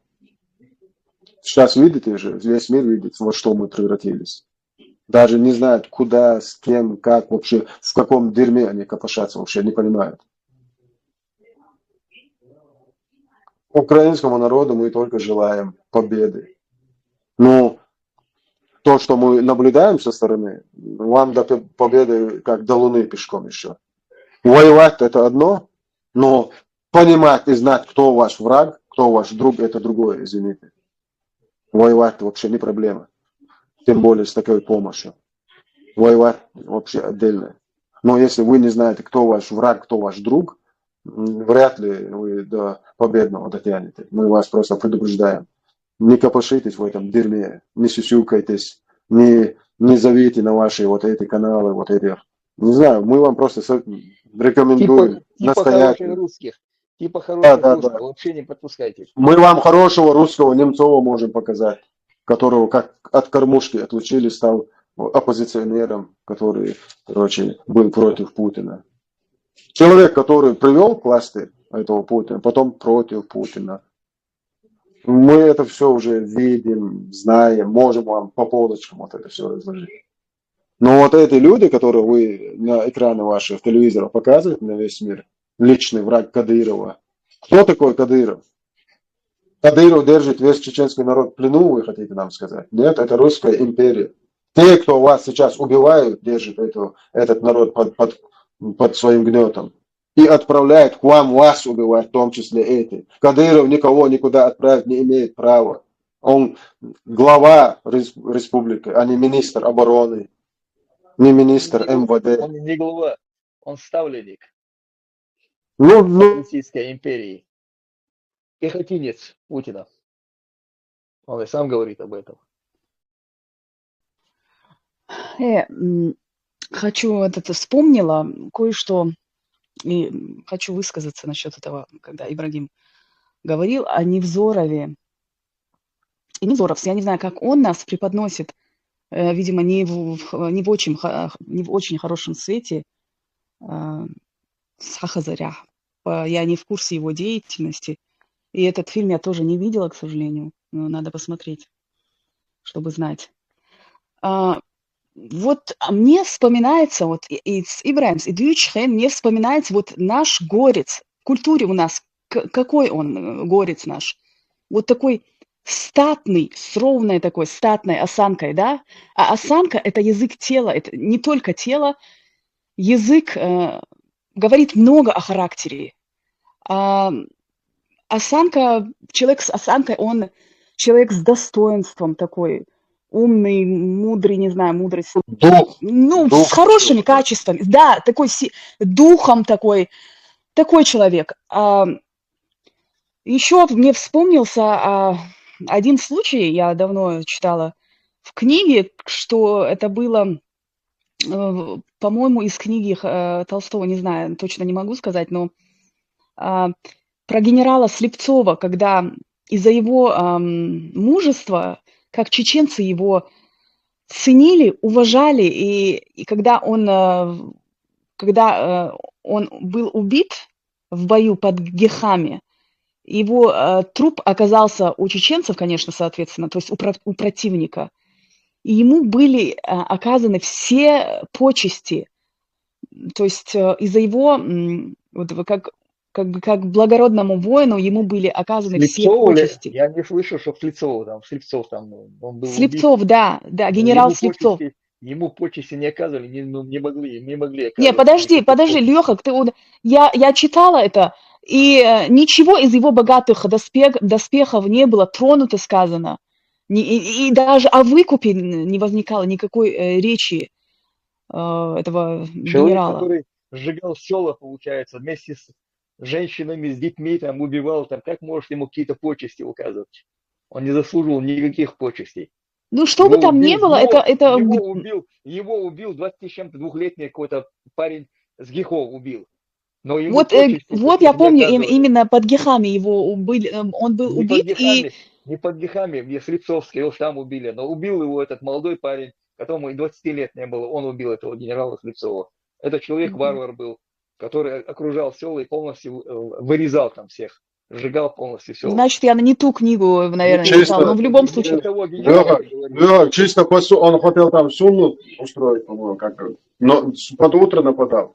Ну, как бы то ни было, мне представляется вот такой вот горец, чеченец, которого исторически... Это про грузина ты говоришь, который участвовал в 12 году там, в войне. Там, Нет, я имею в виду характер горца, а не такой, кто знает только силу. Мне представляется другим. Он благородным и таким... Не был Слепцов Ну, никогда у нас... не был. Не, подожди, Леху, Шадыгинский, знаешь, просто Лейла могла перепутать, да, персону вот этого русского вояки, да, который приходил к нам с войной, и чеченцы, которого как бы не то, что там и Слепцова, и не Слепцова, вообще после убийства врага никто ни над трупами, ни на их, ни их там даже доспехи, как мародерничать, чтобы на их вот этих трупах, вот этим никто не занимался, это так и есть.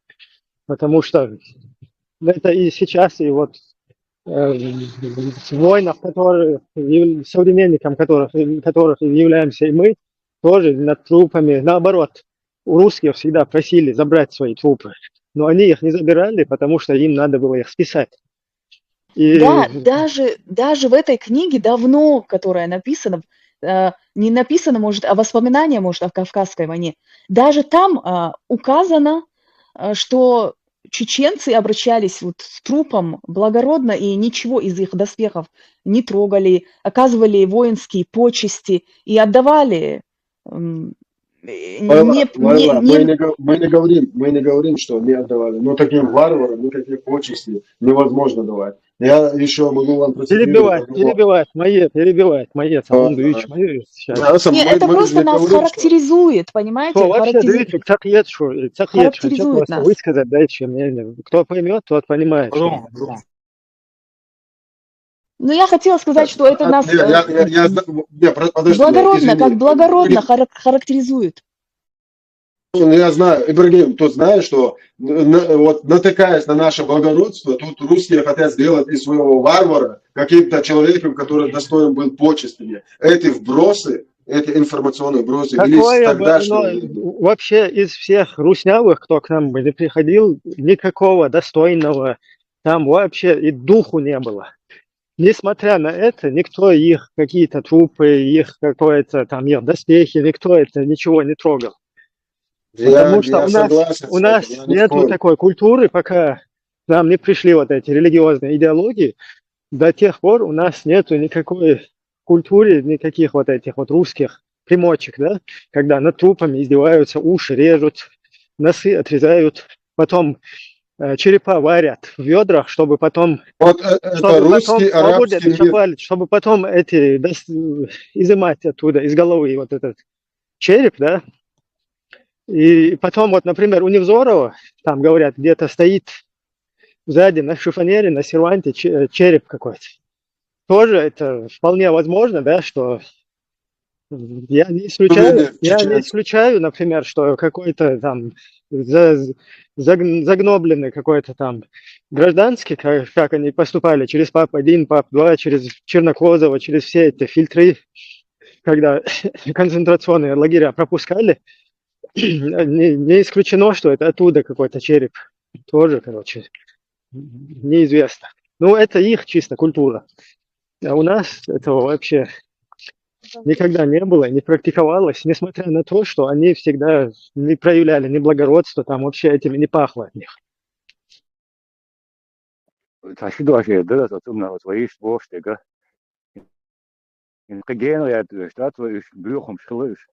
It's 30 лет назад.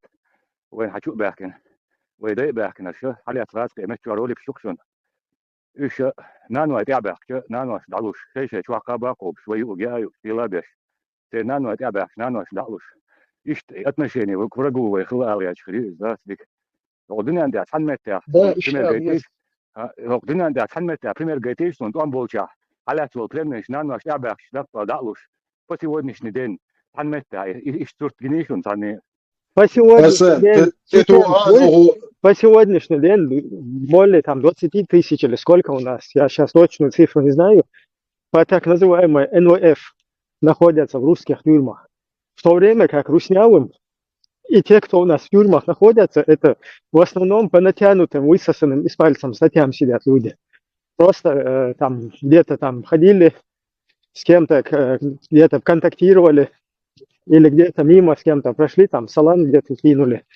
В основном более там 50-60% там такие, я лично такие случаи знаю, вообще люди, которые не имели боевым действиям никаких отношений, этих людей потом сажали на огромные сроки. И, короче, мысли я потерял, ну вот как-то так. Я что хотел сказать, вспомнил, извиняюсь.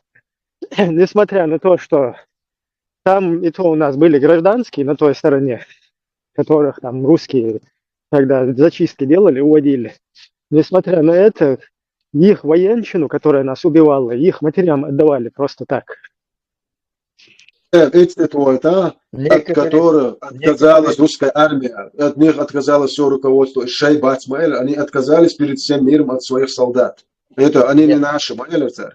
Да. Некоторых по 3 раза, даже одного 3 раза отдавали матери, 4-й раз он уже попался, когда уже тут его расстреляли. А так просто 3 раза мать приезжала, 3 раза его отдавали матери, она вела его в часть и в часть сдавала его. Просто вот я пару дней назад, когда я смотрел вот этого чувака, да, который украинке объяснял, украинской блогерше, что как бы с нами злую шутку сыграло наше вот это вот благородство якобы, к которому он сам мало отношения имеет со своей идеологией. С нами злую шутку не сыграло наше благородство. Наше благородство четко нас всегда полностью как бы делало теми, кто мы есть. И вот так вот нас везде протаскивало. И благородство, и все остальные там культурные, ментальные составляющие. С нами злую шутку сыграло будулачество, которое русские использовали, полностью радикализировали вот эту среду. И через вот это дерьмо собачье, я извиняюсь, что называю все своими именами, через вот это вот полностью нас как бы, ну, победили, скажем так, да, там в военном плане и так далее, использовав именно вот эту карту. И не надо заниматься подменой понятий, наше благородство как бы с нами злую шутку сыграло. Благородство не сыграло там злую шутку. Злую шутку сыграл именно вот этот вот идеологический, вот этот вот специально там разыгранный сценарий. Вот что с нами сыграло и сегодня играет злую шутку.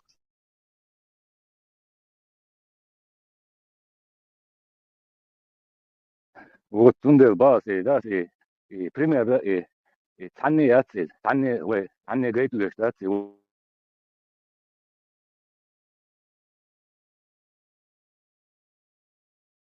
Не, ну я хочу сказать, образ, который у нас в голове и у нас в культуре, у нас из поколения в поколение, который мы чтим, вот этот образ горца, статный, такой благородный, он не может быть варварским, понимаете? Вот это я хотела передать. Нисба, Лейла, нисба. Таны, и уквай, наган, мухета, вей, достоинство, ногчи, и конкретным хлеб, дуйся, мостовала из карвенчуга. Я винчуга, он тяс эдел силу, я величтаган тяхум лилу, лел дат свой. Сюн гоуре, да я гоур, шегерстин, и шеви мостов, виш дат вул свой, иллес, вей, дисос, вандей вей, хум шалге дин дуйум.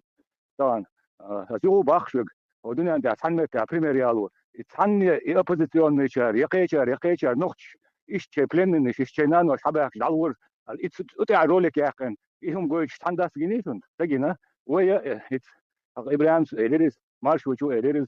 Tagan vay obrazı, ise hayal dumya şabohoş, imajwashin ağır, meyx da'daş, nah ağır, ne? Просто там гейтешек, вай лицо иш торш бухорш, однако, дагай царь ничего не имеет значения. Просто им нужно показать лицо чеченца, понимаете? Вот и проблема.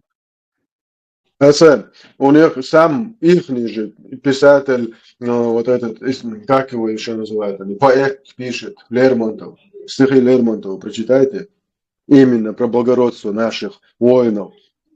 Под покровом ночи через реки, крадя ихних попов, заставляли даже в те времена хоронить по всем почестям все трупы.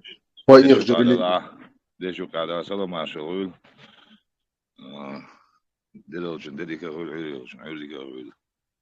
Маш Мамшо. У них сами своих историков пишут, это не мы даже, прочитайте самих историков, самих вот эту литературу поэтов русских в те времена, когда царские времена, как они назвали русско-кавказское, никаких русско-кавказских войн, никаких таких войн не было, русско-чеченская была, она идет 400 лет. Сейчас к русским подключились бедуины, арабы. Через эту идеологию половина нашего народа вообще превратили, вообще черт знает что. Они не знают, с кем они, для чего, как, какой-то рай у них обещан. И против этих, и против тех, и против всех воюют. Половина нашего народа насадили на эту арабскую дичь. Благодаря русским, переведя вот это все дерьмо собачье, вот это арабское на русский язык, вдалбливало наши головы, нашу молодежь. Европейские спецслужбы все видели, когда тысячами вот этих парней шли в Сирию. Закрыли глаза, отпустили, пропускали через Турцию.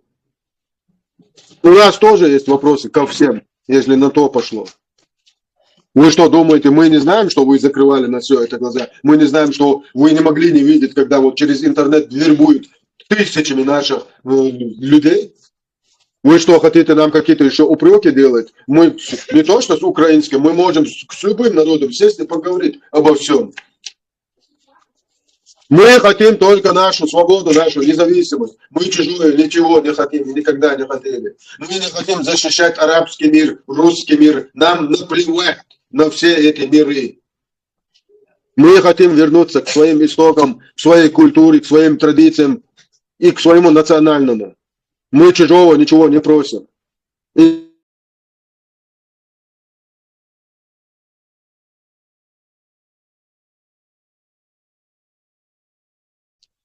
Ухыллахуна, алейна.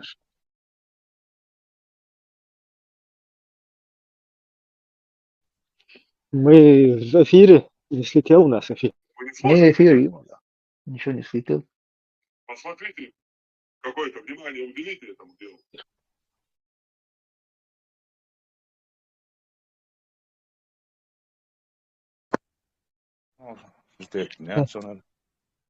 У нас хотели сегодня в эфире насчет флага Чеченской Республики Ичкерия поговорить. Ибрahim, лички тайп лиши я эти на нас она лички существенные, что обозначает звезды и шаги с планеты. Ага, сейчас я посмотрю. Но у меня еще есть интервью депутата Чеченской Республики, парламента Чеченской Республики первого созыва, когда наше государство как раз сформировалось, и который тоже участвовал в этих процессах. Него коротко. Часть из его интервью, это из англоязычной книги 96-го года. Но интервью само интервью, оно, сейчас, один момент, 2001 год. Значение имеет белый цвет. Ну, это я на русский с английского перевел, чуть-чуть здесь они будут как бы не точно перевод. Перевод точно просто, не знаю, местами там и так далее. Слова будут не совсем правильно, в правильных местах находиться. Значение мир и покой. Он означает мир и покой, то есть белый цвет, которого так не хватало Северному Кавказу, ставшему ареной столкновения интересов разных колониальных стран, империй из-за своего выгодного военно-стратегического положения. Этот цвет, как уже было сказано, занимал доминирующее положение на флагах во время Кавказской войны. Так называемой, от себя дополняю, потому что это русско-чеченская война, ее называют Кавказской войной 19 века. Белый цвет. Ну, там также черкесы воевали. Адыги. Да, небольшой отрезок времени там было тоже, когда они воевали, но и их вот этот бой можно назвать адыгским, черкесским. Сколько он там длился, год или два. Так Кавказская война называемая, она там с начала 1900-х и закончилась в 1958, но еще продолжалась там в 62-м, 60 и так далее. Там больше 50 лет длилось.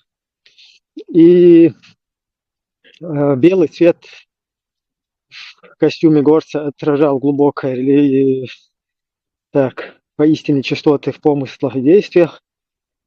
По словам Лёмы Усманова, одного из членов чеченского парламента, обсуждавших флаг в ноябре 1991 года, дополнение полумесяца и звезды было отклонено. То есть там были инициативы, чтобы на флаг занесли вот эту турецкую символику восточную, полумесяц и звезда. И она была отклонена. А зеленый цвет не включал флаг, означающий ислам, поскольку был принят светский путь. Зеленый имеет другое значение. То есть, как у нас и в Конституции прописано, что у нас религия отделена от государства. В статье 4, часть 6. Религиозное объединение отделены от государства. Вот в соответствии с этим, как бы депутат первого созыва парламента Чеченской Республики, на тот момент еще не Ичкерии, что было после дополнено, Лёма Усманов, вот он комментирует, что зеленый цвет имеет другое значение. И вот значение зеленого цвета вообще в мировой практике, оно означает олицетворение плодородия, природу или надежду. Также зеленый цвет трактует и оптимизм. Оптимизм, ту же свободу. Но в основном белый цвет, он как бы олицетворяет свободу. Красный – это пролитую кровь. Короче, вот из его интервью вот этот момент, где он комментирует, что когда у него вот этот журналист спрашивает, сейчас я журналист Жуами Олле, 19 января 2001 года. Вот когда он задает ему интервью, тот ему отвечает, что зеленый цвет на флаге, он олицетворяет не религиозность, а полумесяц и звезда, как бы религиозная символика, они были отклонены, так как не соответствует Конституции нашего государства. Просто вот это я хотел, этот момент подчеркнуть. Сейчас я там еще посмотрю в личке.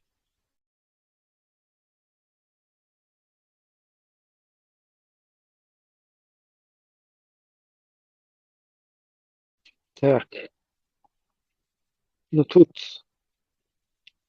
это чисто по 9 звездам, по символике, которые обозначают наши военно-политические союзы. Ну, как бы историческое наследие, потому что наш народ состоял из 9 военно-политических союзов. Это еще такие во времена там, 18 век, еще там раньше где-то. И эти военно-политические союзы, там наименования, это Шутой, Чеберлой, Шерой, Орстой, Нахчмахой, Эрке, Ченти, Мелхитерло. 9 общин, обществ военно-политических союзов, куда входили там фамилии, рода и тайпы, как мы их называем. Вот. В средние века это было вот так, и это как бы наше наследие, которое на гербе под волком. Это самое в виде 9 звезд. Оно как бы олицетворяет вот это. И звезды, они у нас, кстати, пятиконечные. Это потом кто-то там наплагиатил уже, самодеятельностью занимались, как те, и кто Идигов, Яндердиев, и те, кто с ними в сговор входил, как и они подтасовывали, делали подлог в Конституции, вот так вот там кто-то насамодеятельничал. И вот эти звезды тоже каюсь, потому что я считал, что это принятые там государственная там или парламентом принятая, оказывается, эти девятиконечные звезды, они официально у нас на флаге, ну, конечно, там символику какую-то или свой какой-то личный флаг, хоть с 12-конечными звездами, кто хочет, может использовать.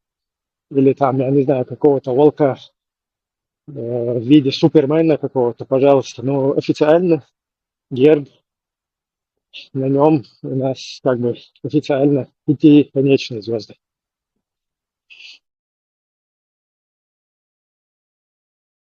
Не знаю, кто еще хочет прокомментировать, у кого какая информация насчет флага, герба.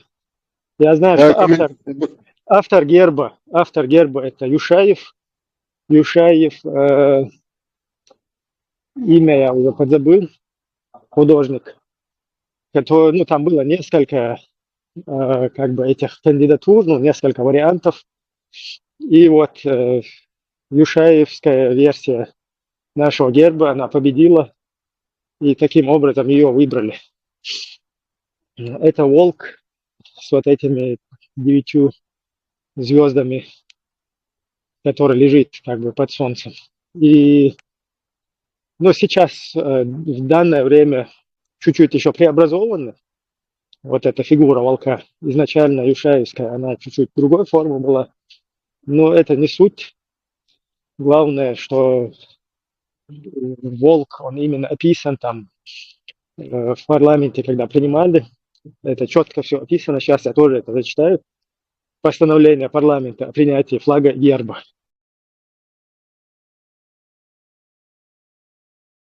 Ибраим, хочу раз, когда там довестали ассоциации, что еще, или вахчим отбить еще.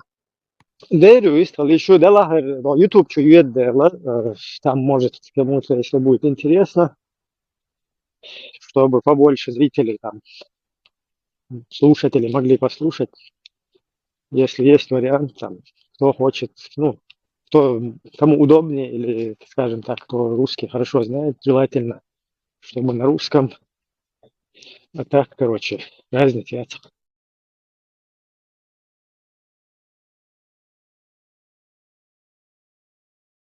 نقعد لدو شروس ليلى آري اللي كنت شو هاي там Я бы добавил насчет флага.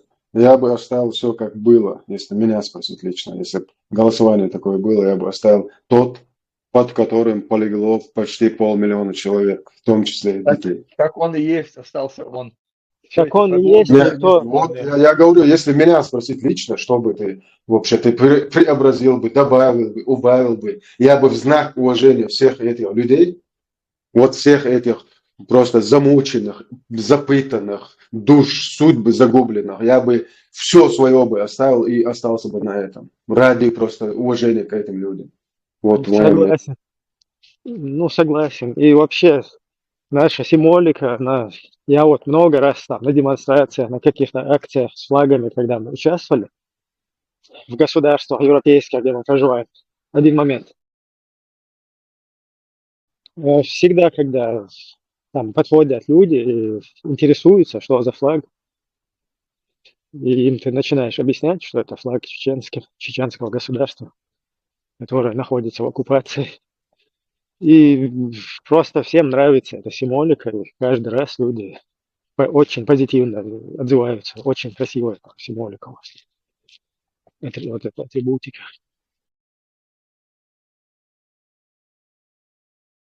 Так, вот парламентское постановление. Парламент Чеченской Республики постановляет. Это постановление от 7-го, номер 7 от 2.11, то есть 2 ноября 1991 года о гербе, гимне и флаге. Парламент Чеченской Республики постановляет. Первое. Утвердить в качестве государственного флага флаг нормальных размеров 105 на 165. В скобках 7 к 11. Зеленого цвета. В нижней части 3 полосы. Белого, красного, белого цветов шириной по 10 сантиметров каждая. То есть тут как бы четко определено соотношение, сколько к скольки должно быть. Заканчивается нижняя часть полотна знамени полосой зеленого цвета шириной тоже 10 сантиметров. Второе. Утвердить в качестве государственного гимна на слова народные музыку Демаева. Ну, то есть вот это наш существующий гимн. И, кстати, там тоже есть несоответствие в нашем гимне, но сейчас поговорим об этом.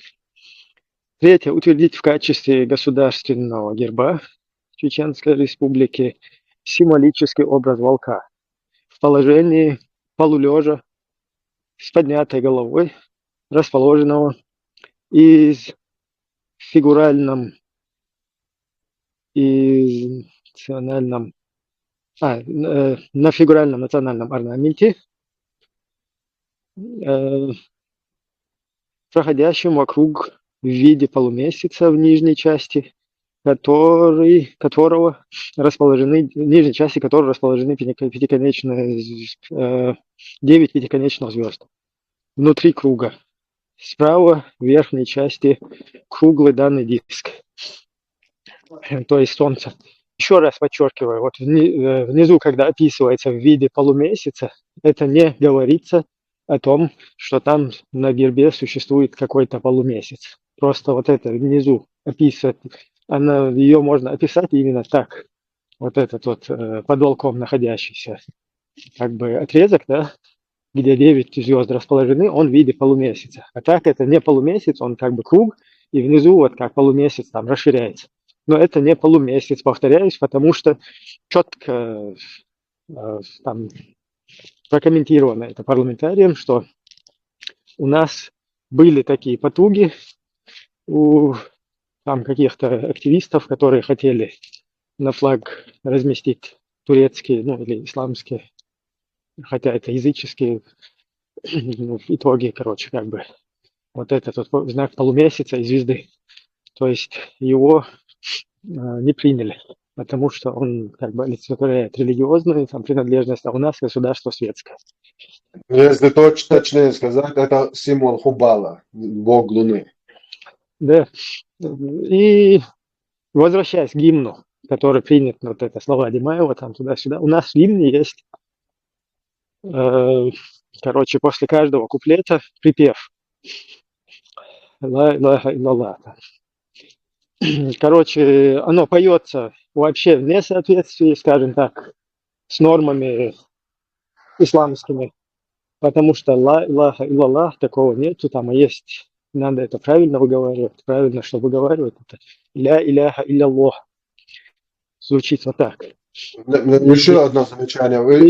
Если ты мусульман, ты вообще не имеешь права петь и танцевать. Это вообще нельзя, это запрещено. Это тут не сходится.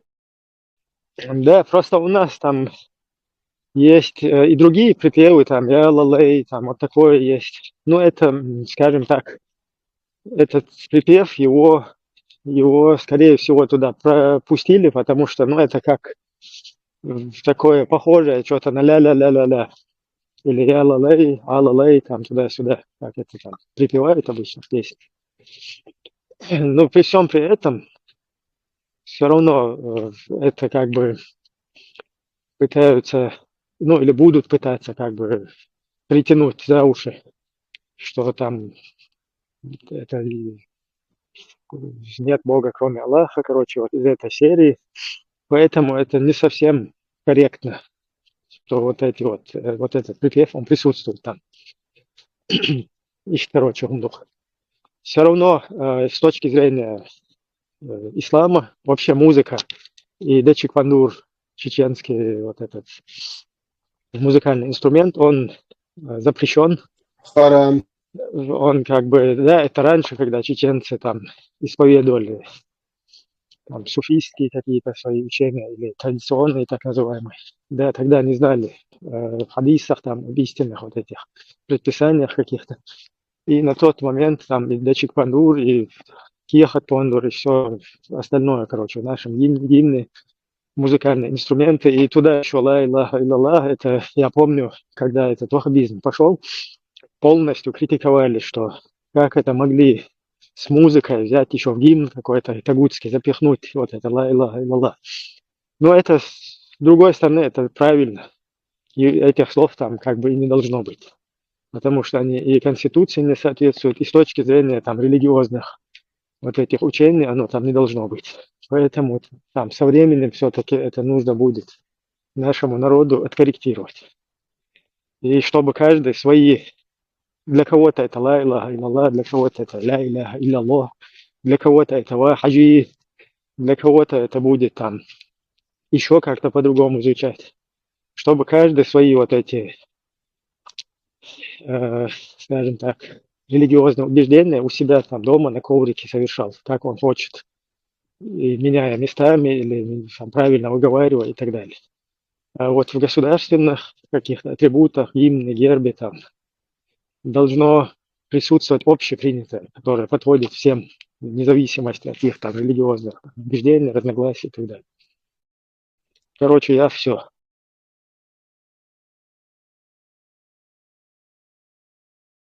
Хотел бы еще что-то добавить, например. Религиозные дела и государственные дела – это дела отдельные, как небо и земля. Не нужно вот это все перемешивать. Мы уже сыты вот до горла, как говорится, уже сыты вот этими проблемами. И религиозными, и идеологическими. Когда национальный вопрос идет, все идеологическое, религиозное нужно отбросить в сторонку, отложить в долгий ящик. И мы сегодня стали свидетелем того, как мы лишились целого государства и своей свободы именно из-за вот этого религиозного и идеологического фактора. Мы можем это сегодня доказать.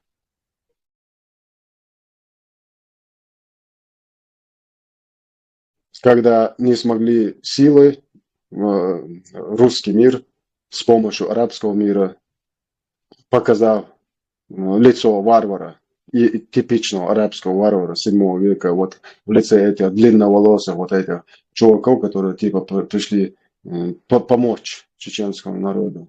Вот это пару десятков человек, которые в идеале говорили на русском, не знаю, откуда у них русский язык, где они учились. Через вот эту идеологию нам навязали вот этот радикальный ислам. Мы сегодня этому миру можем доказать и показать. По факту разложить.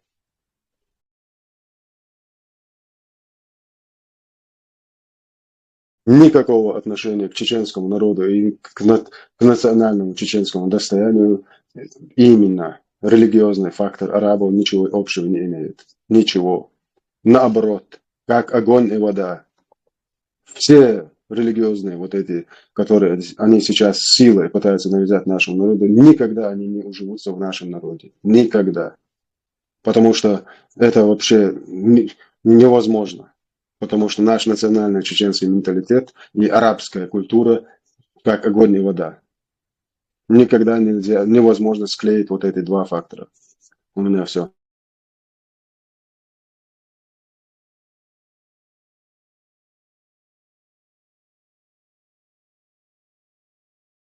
Миллиарды долларов, которые потратила Русня и арабы на то, чтобы поработить чеченский народ, пошли впустую. Пошли просто прахом. Вот как ваша труба брошена, вот это Балтийское море. Вот так же вот эти все миллиарды, которые вы и дальше тратите, это впустую. Потому что ни один уважающий себя чеченец не скажет, что он вот в этом всем балагане, что он из этого балагана, из этого дерьма. Потому что чеченский менталитет и его культура ему не позволят перейти вот этот барьер.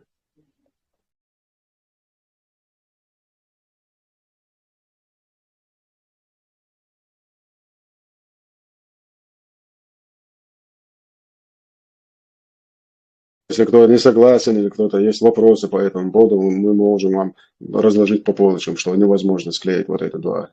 Идентичный чеченский менталитет и его принадлежность к этому этносу и приклеить к нему ярлык радикального или какого-нибудь, не знаю, исламского течения невозможно.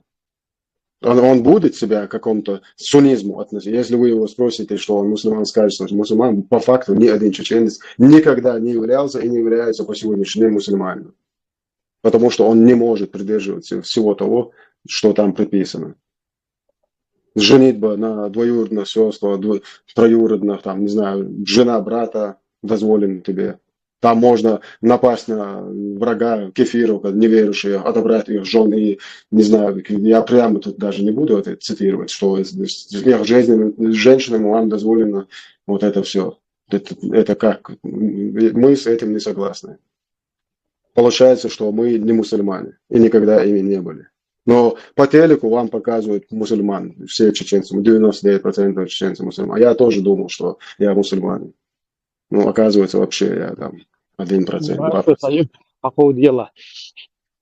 Насчет вот этого нашего гимна, да, я почему вот этот момент подчеркнул, что, ну, вот этот припев, да, ла илляха илlallah, я вот туда хотел бы вернуться, вот к этому.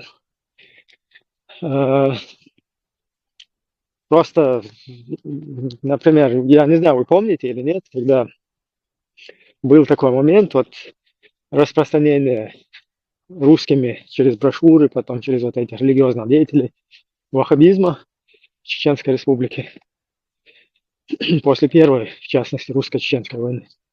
Вот тогда вот эта вот тема, там, гимн, как могли там с музыкой, это типа под музыку говорить нет Бога, кроме Аллаха, там, ла илляха илlallah. И вообще все, кто, короче, пытаются с запрещенным в исламе какой-то деятельностью как бы совмещать какие-то там религиозные, ну, скажем так, высказывания там или такое, как ла илляха илlallah и так далее, да? Нет Бога, кроме Аллаха, или с именем Аллаха туда-сюда. Все в таком роде. Вот это вот, оно как бы, как это можно ассоциировать, то есть это больше грех, чем даже просто бы человек сыграл там на гитаре. Ну, как бы сопоставимо с тем, что ты, например, занимаешься прелюбодеянием там каким-то и еще подпеваешь ла илляха илlallah, говоришь. То есть примерно вот проводя вот такие параллели, я это помню четко. Вот тогда это примерно пытались порицать, и чтобы как бы все отказались там от музыки, естественно, от гимна, от герба, который олицетворяет там волка, а волк это в исламе грязное животное, оно ассоциируется волк и собака, там это наджас, одно и то же. По воле Аллаха, верблюды его моча чистая. Свободе. И вот это вот волк, короче, собака, они называются наджас, то есть, ну, грязное что-то в арабском. И это как бы является одним и тем же. И вот так вот посредством вот таких манипуляций потихоньку все, что государство делает государством, да, там атрибутика, гимн, герб, там и так далее, там, что входит в атрибуты государства, вот именно делая акцент на это, потихоньку выдавливалось вот таким образом. Сейчас ситуация другая, сейчас как бы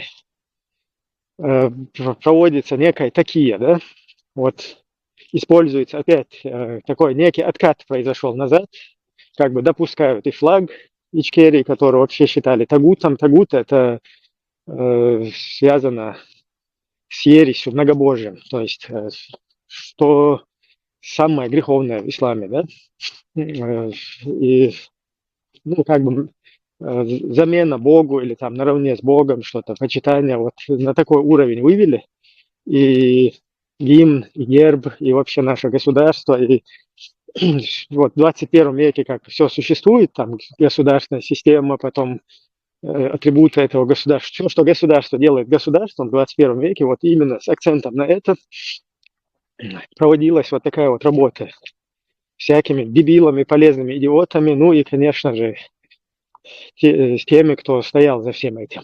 Сегодня немного как бы вот это вот, скажем так, пыл притух, притих, там, я не знаю, поугас, и аккуратно сейчас отползли под корягу назад.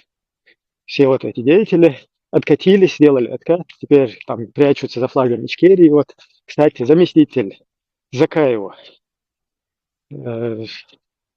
Алим-Паша, вот такой вот момент. Если я то, о чем говорю, если это неправда, пускай меня назовут балаболом, пускай я полностью, меня можно, я не знаю, кем угодно назвать, если это не так. То есть я свидетель сам этой ситуации, когда там собравшись на досуге после одной из конференций, Рубайта Мицаева есть такой персонаж, но тогда она еще не переметнулась официально к русским. Не знаю, что у нее там происходило в закулисье, но официально таких каких-то этих не было там моментов, да, чтобы можно было подозревать ее в этом. И вот там собрались какая-то часть людей, там людей, которые относятся к Закаеву, к его вот этому политическому там движению. И там я в том числе, Хусейн Исханов был. И вот у Рубайты такой старик есть, у которого 4 сына погибло во время войны, потом его избил там Даудов.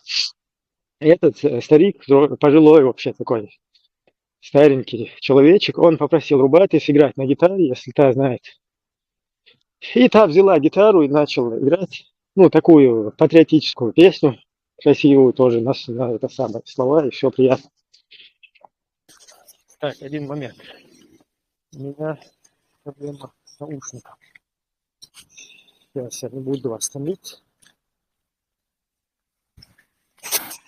Меня слышно, да? Я в эфире. Да-да. И, короче, Рубайта сыграла на гитаре, ну, начала играть. И там вот этот заместитель Закаева, он как бы спрыгнул, а он там общался с этими, потом, с которыми на шведском столе с ними договорились о шариате, там, ну, короче, с представителями вот такой вот праворадикальной, не знаю, не праворадикальной, а вообще жестко радикальной среды тоже. И в этот момент там Рубайта играет на гитаре, мы все там призадумались, музыка хватает как бы за душу. И в этот момент, короче, с криком прыгнул, вскочил вот этот вот заместитель Закаева, подбежал там, сразу выхватил там гитару, наехал на Закаева. Почему ты допустил это, как это вы можете, там, сюда-сюда. Ну и чуть до рукоприкладства не дошло. Вот там свидетели, если я говорю не так, пускай меня кем угодно назовут. Я здесь не собираюсь никого, это самое. Просто как бы, если по чесноку, да, что здесь происходит, докопаться. Потом начались вот эти всякие там возгласы, как ты мог, там Закаеву туда-сюда. Потом тот начал оправдываться, Алим-Паша так сразу не делай, надо потихоньку, короче, к этому идти. Ты слишком как бы радикально подходишь. Мы же до этого тоже там у Рубайты даже ночевали, хотя мы вообще не близкие, не махрамы для нее. Ты слишком как бы загнул. И тот, короче, ну чуть до рукоприкладства не дошло, потом там другие вмешались в это, остановили, и он очень недовольный был, этот его зам, Алим-Паша, как это так, ты мог, ты Закаев там туда-сюда, это ты во всем виноват. Там. Вот такая ситуация, короче, произошла, да? Извиняюсь, что долго ее рассказал. Потом проходит сколько там, год-полтора, уже вот эта русско-украинская война началась, потом проходит какая-то конференция в Брюсселе, где вот этот Джамбетов, полковник Закаевский или майор, кто участвует, его какой-то, я не знаю, пресс-секретарь или кто он там был, если кто помнит, назовите его должность. Ну, я знаю, что он майором назначен был Закаевым, самим, короче, я не знаю, какая у Закаева должность, но он его майором назначил, и вот он там выступал. Вот такая конференция, и этот Джамбетов, и тот же Алим-Паша, и Закаев, и все они во время исполнения гимна, где звучит струнная наша Дечик Пандур. Дело в том, что, возвращаясь чуть-чуть назад, снова туда, вот эту вот ситуацию с Рубайтой, где она на гитаре сыграла, Алим-Паша был недоволен. Почему струнные инструменты, они же запрещены. Там есть неразрешенные, короче, струнные нельзя, ты же знаешь, там, Закаев, ну, типа, вот эту тему погонял. Теперь возвращаемся назад сюда на конференцию, и здесь через года-полтора я смотрю, как они все встают, и этот Алим-Паша на грудь кулак положил, и все на грудь положили кулак, ну, как у нас, как бы, во время гимна там, или марша, там, как бы ложится кулак к сердцу, вот так, ну, там вообще выражено вот так поставил аж кулак, в отличие от других. И стоит Алим-Паша под струнные Дачик-фандур под этот гимн и слушает его. И я вообще смотрю на эту картинку и не знаю, вот что думать надо в такой ситуации. Что это, как это, для кого это. То есть этот гимн, он нужен как бы не чеченцам, да, не как атрибутика нашего государства, не как бы восполняющий какой-то элемент нашего государства, а как показать каким-то кефиром, да, там, украинским или западным, что, мол, мы, вот видите здесь, такие государственники у нас и гимн, мы на этих позициях стоим, якобы, как бы туда вот им это показать, а тут в каком-то внутреннем, я не знаю, совещании или посиделках, на посиделках вот эта вот паника происходит, где чуть до рукоприкладства не дошло. Просто видя вот это все, как потом с кем с этими людьми общаться, что и вот это их какие-то государства, они якобы Ичкерия у них, государство у них. Что там дальше надо думать вообще о этих людях, о их каких-то деятельности, о их вот этой инициативе, активности. Просто вот так это все происходит, и в случае с нашим гимном и флагом, вот эти все какие-то ублюдки, которые туда начали пропихивать, это можно, здесь не можно, там музыка, там волк, там это, то, все. У этих людей абсолютно нету ни понимания, ни своих каких-то там видений, ценностей, там, каких-то, я не знаю, государственного мышления, национального интереса, национального самосознания. Просто люди, которые чисто на идеологии хотят, пользуясь теми или иными там положением или ситуацией, военной ситуацией, пятым, десятым, свою какую-то вот эту идеологию прогнать в этой всей толпе, там, как бы замаскировавшись, там, как это говорил всем известно Бушагов, косить под Ойля, да, и там косить под, короче, под вот эту вот толпу, да, и там прогонять вот эти свои какие-то нарративы, которые вообще не идут как бы в связке вообще ни с государственными, ни с национальными интересами. А просто чисто как паразиты, паразитируя на вот этих бедах, на войнах, на вот этих каких-то крови, да, там, которые люди, там, жертвах, какой-то прогонять вот этот свой маразм, о котором у этих людей нету никакого понимания. Вот ты его посадишь напротив себя, и если вы начнете дискутировать на тему его идеологии какой-то, этот человек сам не знает вообще, во что он вляпался и что он хочет. Вот такая вот это пагубная, я не знаю, вот такой пагубный механизм, вот такая пагубная как бы система, которая... Как раз он знает, что он хочет. Ну, он-то, может, знает, я там вообще в целом о вот этом о будулайческих чаяниях говорю, да, которые вот эти люди, что-то они хотят, а что они хотят, и когда с ними начинаешь дискутировать, вообще там знать и не знают, что они хотят.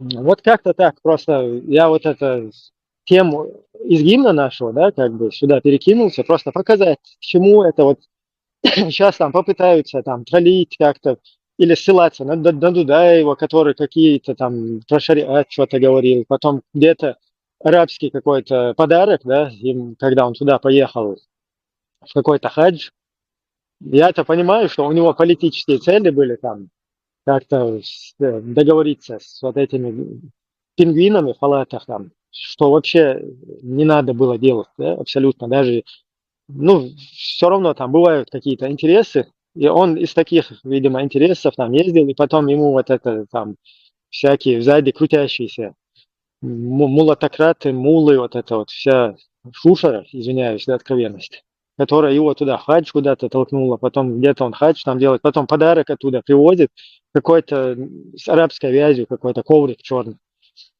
И потом вот собрав вот эту шушеру мулатократскую, и им показывает вот этот вот коврик, который ему подарили арабы, ну и им как бы передает его вот для чеченского народа, вот такой подарок передали. И там какой-то черный коврик и золотыми вот такими ленточками, ну, арабская вязь, то ли там Аллах Акбар, то ли там, а возможно там и вообще идите на 3 буквы, я извиняюсь, написано. Там никто не знает, что написано. Можно подправить? Ну, видят. Ага, подправь. Надо это видео сегодня я первый раз увидел вообще за всю эту историю. Надо проверить, не продукт ли это ИИ. Очень подозрительно.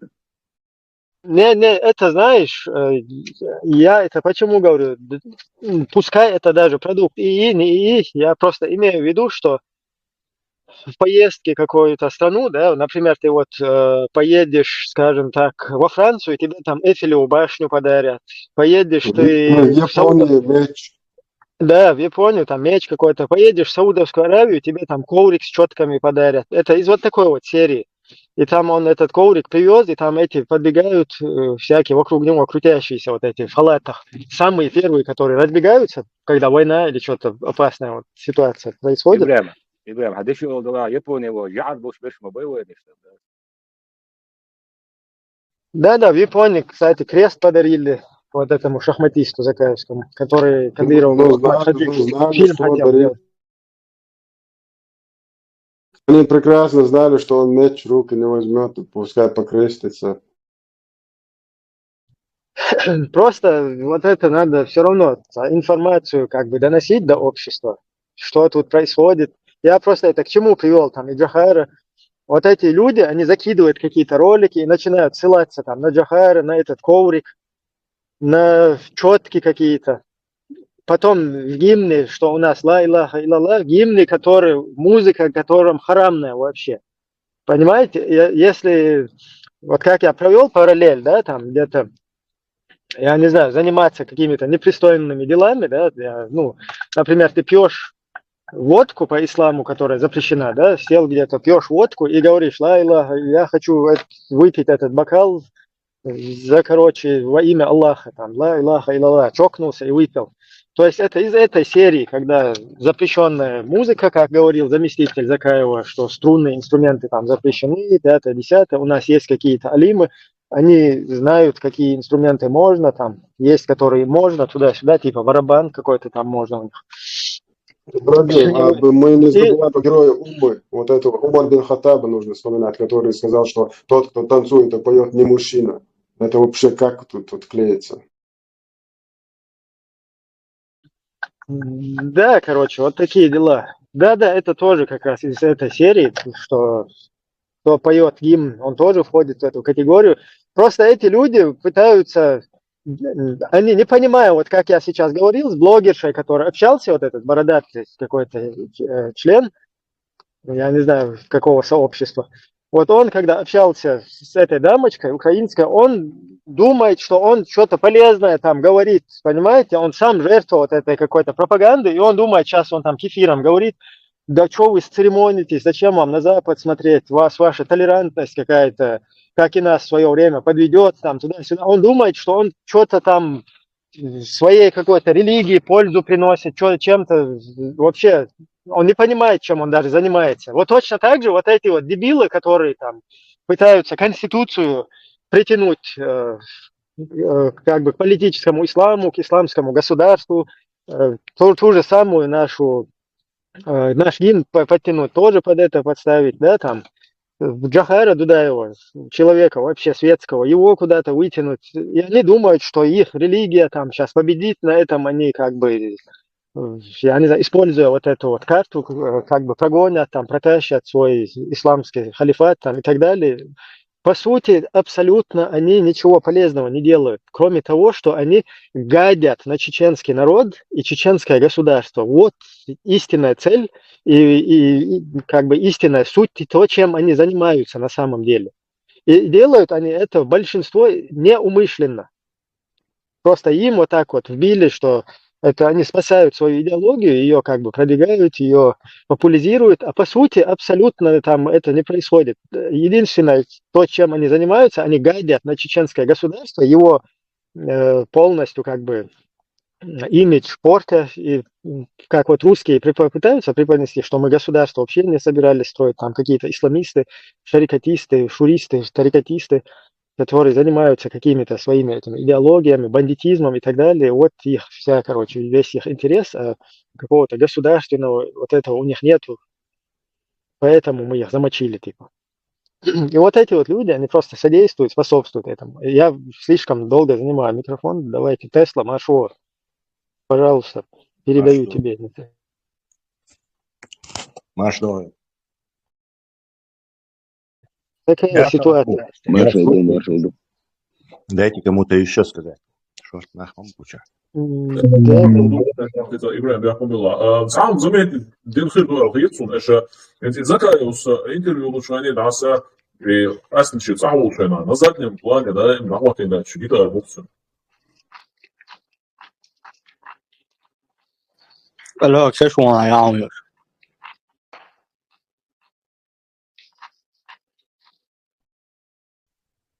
Hangi şu? Alo. I 93. godine, a vi smo vamo. И гитара, и декорациям хватило тому бази, что всех залёг, что много будет, и мухтару, что хата дерса. В смысле, меча лохшу? Hens zakaju intervju da sa lohtu video intervju še caulšana esnetsun is tiehani sa divan jutsu dēntu tiehā guš. Itsun īsti ja näin mahuatin gitaru, sa gitari grīvā utsun hilhola guš. Ну, я не знаю, может, там, когда Лимпаши нету, он как бы играет, или кто-то у них играет. Ну, либо это чисто там для камеры, для кефиров, для телевидения. Я точно сказать не могу, но я помню, что вот этот момент мы как бы все слушали, и Закаев слушал, в принципе, эту игру на гитаре, но потом этот вскочил и сразу, короче, на Закаева наехал, как ты это допустил? И тот ему начал объяснять, ты слишком, типа, торопишься, так сразу не надо, надо потихоньку как бы к этому идти.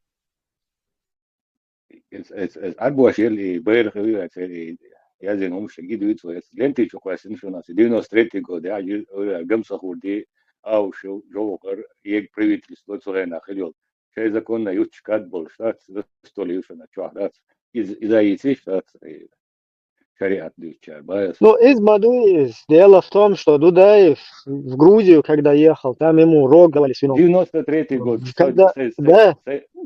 Когда он в Саудовскую Аравию ездил, ему там коврик с щетками дали.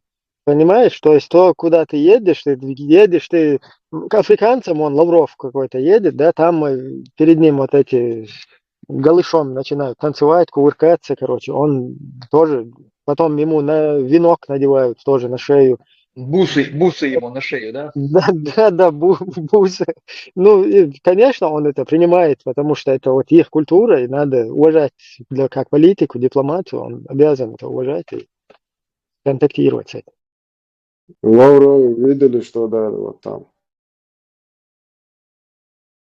Удивительно, что чем безумнее придумают ерунду какую-то, запреты, вот всякую ерунду, это просто какая-то мракобесие, тем людям больше кажется, что это, да, действительно, на веру все это принимают. Какой-то поразительный парадокс, я не знаю, как это объяснить. Это все еще говорили, что это пророк сказал, запретил. Оказывается, это халиф Умар запретил. А это разве пророк даже для тех верующих, сильно верующих? Он же не пророк. Умар, по сути, не может ничего запрещать и от себя говорить. Умар еще не был согласен с тем, что люди целуют камень в Каабе. И он просто сказал, я бы не целовал этот камень, если пророк этого не делал. Понимаете, тут между собой у них даже разногласия были. А тут нам хотят из даже вот этих последователей сделать святых, которым мы должны подчиниться сегодня, в 21 веке. Мы арабам и их героям ничем не обязаны. Наш народ не обязан подчиняться их законам, их правилам. И еще плюс, почему-то волк грязное животное, а вот пить мочу верблюда это нормально, короче, это полезно. Священные верблюды, как и священные играли.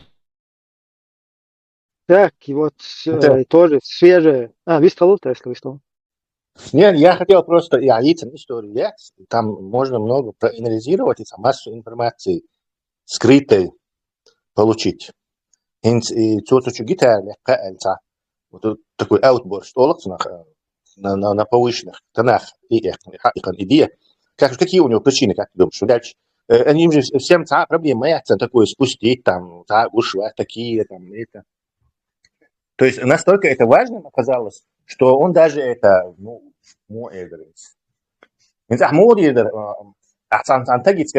сделать интерьер, и ты контролируешь, чтобы это и дали, и сделки. И ты знаешь, что тот, кто финансирует, то есть он увидит, что ты, я не знаю, в баре сидишь там этими шалавами и пьешь что-то, короче, а сделка нарушает, я шел альтуху. Он краник, да, ты будешь конкретно следить, чтобы твои подчиненные эту сделку соблюдали. И такое ощущение, что там действительно какая-то сделка и информация, да, перед своими хозяевами, но настолько это важно было, что малейший и те посмотрят, еще закроют краник или что-то потребуют от них. И должен думать, это ненормальная реакция просто для своего какого-то религиозного эго. То есть это можно было, ну именно тут ты прав. Тут ты панически. Там просто там были представители вот этих крайне радикальных джамаатов, ну или я не знаю какие, но как раз вот это шло такое подготовка у них шла к вот этому шведским столам. Ну, я как бы после уже выводы делал там. Такая потихоньку все шло к этому. В первый раз это, по-моему, с Бельгии началось. Какие-то вот эти приседания с вот этими джамаатами. Нежные такие. И вот там именно, когда вот эта гитара, как это фильмик, да, когда разбили гитару Джимми, короче, ему избили его. Вот, типа, ну, до этого, правда, не дошло, да, чтобы гитару там об стену ударил. Ну, почти, чуть до рук. Я сейчас говорю совершенно ту ситуацию, которую я видел, потому что там было очень взрывоопасно. То есть малейшее что-то, если произошло, там, да и рукоприкладство пришло. Ну, уже все шло к этому. Просто в последний момент там уже все как бы включились, находящиеся, и они как бы развели этого Алимпашу Дзакаева. Но дело в том, что там присутствовали вот эти люди, с которыми как раз шли переговоры этого Алимпаши, видимо, как ты и говоришь, там обговаривалось вот этого дела, и тут вдруг тагутскую гитару начали играть. И это... То есть ты хочешь сказать, извини, перебью, то я хочу сказать, что перед ними сейчас готовим супер мусульмане, ну, говорит, царь халхалил, что нет, который там присутствует. И все-таки там есть какие-то истинные он ссылался на то, что я думаю, что перед ними это было, потому что на других мероприятиях там и концерты проводились, и вот это дуки приглашали, и саму двоюродную сестру Закаева, которая пела, и потом вот этот шахматист и оперный певец, его приглашали, и Висита танцевал с женой Суворова, взявшись за руки. То есть эти моменты, они и на других мероприятиях были, но здесь уже как бы вот такая ситуация произошла, и Алимпаша, он четко как бы ссылался на то, что струнные инструменты запрещены. То есть он именно вот так вот это преподносил и сказал, что есть другие инструменты, которые разрешают наши какие-то эти уляма или какие-то имамы. А эти вот струнные, они же запрещены, вам четко сказали, он как бы наезжал на них. Вот. И как бы арабские частушки хотел бы. Да, но происходило это в присутствии вот этих вот, ну, либо уже как бы они полностью на радикальную стадию он перешел, либо из-за того, что присутствие было вот этих вот людей, с которыми у них идет потихоньку воссоединение. Это под воздействие брать всех, которые там присутствовали, что он типа такой, я такой сильный идеолог, и бойтесь меня, Бог, да? Может, бес вселился, Тесла? Не, как я понял, хотел понравиться ваххабистской толпе. Легкая версия более подходящая. Исламский прокид, чтобы в дальнейшем никто не имел права там петь, танцевать. Вот такое диктатура, установление это было. Да нет. Это правил на момент. Из него этот бес не выходил, по-моему. Он всегда в нем был. Бес вообще не смел бы в него вселяться. Так что, да. Но это просто действительно, если там находились эти муджахиды игиловские, то цан халхаца, сейчас что вы бескомпромиссные мусульмане, вы бейтра, на Закаева даже наехал, ищца, постель шум. Да. Я решил, что там есть какие-то баблос и какие-то... Ну видишь, смотри, там-то они присутствовали, но когда уже через 1,5 года где-то была вот эта конференция в Бельгии, там же тоже эти люди присутствовали, и они не только там присутствовали, а как Алим-Паша держали на сердце вот так кулак, когда гимн играл со струнными инструментами. Так что там На тоже... тебя они пытались воздействовать, Ибрahim, мне кажется. Ну, может, он понял потом Ибре. Ну, не знаю, кто там понял. Может, наоборот, те потом поняли, они как-то Да, договорились. Давайте да. мы вместе будем такие делать, как бы, потому что по-другому сложно будет кефиров обвести. Да. Никто не будет выделяться, да? Всем Ибрahim, будет там же по 3 актера на одном стуле сидят, мы же прекрасно это знаем. Да, как минимум.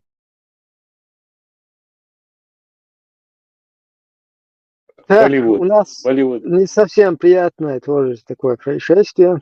Вот этот всем известный наш, короче, общественный деятель, борец там, и так далее, антитеррор, его родственников привлекли по-русски в Чеченской Республике вот эти шоу, которые они устраивают, то есть как бы сделали давление на родственников, собрали, и я сейчас прокомментирую, как это публикуется. Родственники... Все по русским традициям. Да, родственники, здесь так и написано, евро-ичкерийца, да, Муслима Сатуева, проживающего в Литве, обратились с призывом помочь им остановить его всеми доступными способами. Нужно отметить, что данный человека с ником антитеррор ЧРИ уже не первый год, данный человек с ником антитеррор ЧРИ уже не первый год ведет атеистическую пропаганду, сидя в Европе.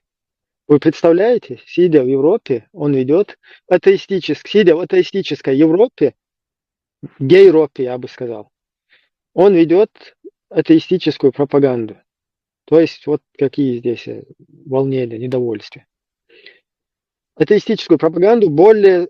так, один момент. Я что-то не пойму, а тут исламскую пропаганду радикально даже можно вести, а атеистичную нельзя в Европе? Я что-то не понимаю. Да, уже доказана его прямая связь как с Закаевской группой, так и с Арцуевым Асланом и Исхановым. Но это полный бред, потому что Закаев это как раз-таки возглавил исламское государство, Низам 2002. Абсолютно полная противоположность. Закаев полностью соответствует шариату, которому и Россия сегодня призывает в Чеченской Республике, и который во всем мире русские пропагандируют, вот этот русский международный исламский терроризм. Абсолютно Закаев не противоречит этому. Потом тут написано прямая связь Закаевской группой, так и Арцуевым Асланом.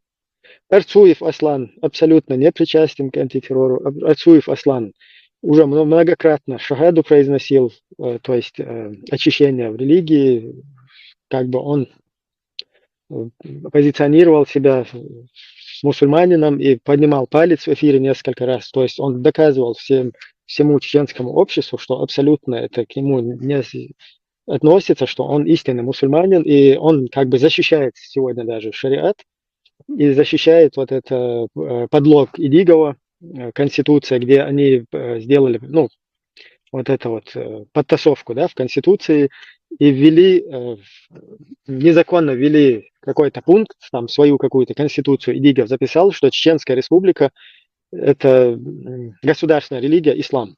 То есть Арцуев, меня слышно, да? Арцуев, он защищает как раз-таки эту позицию и абсолютно к антитеррору не имеет никакого отношения. Исханов Хусейн точно так же, он не против ни шариата, ни ислама, это мусульманин, он вообще с антитеррором никогда не так, он несколько раз где-то в эфирах, в этих телеграм-каналах выступал, и Хусейн Исханов абсолютно, он полноценный мусульманин. И можно один вопрос? И Хусейн, он вообще не против абсолютно ни шариата, то есть он чисто занимается политической деятельностью. То есть это вообще полная ложь, которые ведут свою атеистическую пропаганду более скрытно. То есть вот перечисленных, да, Закаеве, там, Хусейне, Арцуеве, якобы они ведут атеистическую пропаганду более скрытно. То есть это полный бред, полная ложь. Я не знаю, они сами, конечно, эти люди, атеисты, они в душе или кто, насколько я знаю, это все три мусульманина. Но я не могу в сердце никому заглянуть, ни Багдади, ни тому, кто этот текст пишет, ни Бен Салману, ни Путину, ни Кадырову. А вот то, что они себя позиционируют мусульманами, это да, мы можем. Как-то подтверждается это.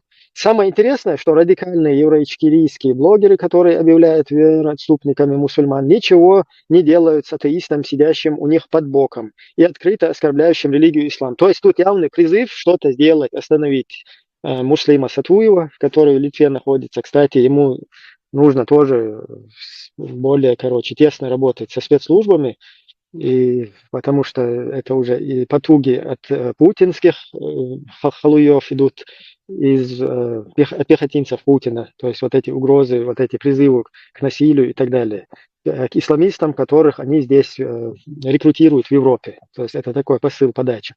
Закаев предлагает что-то среднее между ИГИЛ и ЛГБТ. Ну, это я соглашусь, потому что он сам это говорил, что они на золотой середине, и им предлагают с одной стороны однополые браки, а с другой стороны исламское государство. Они и не за тех, у них золотая середина.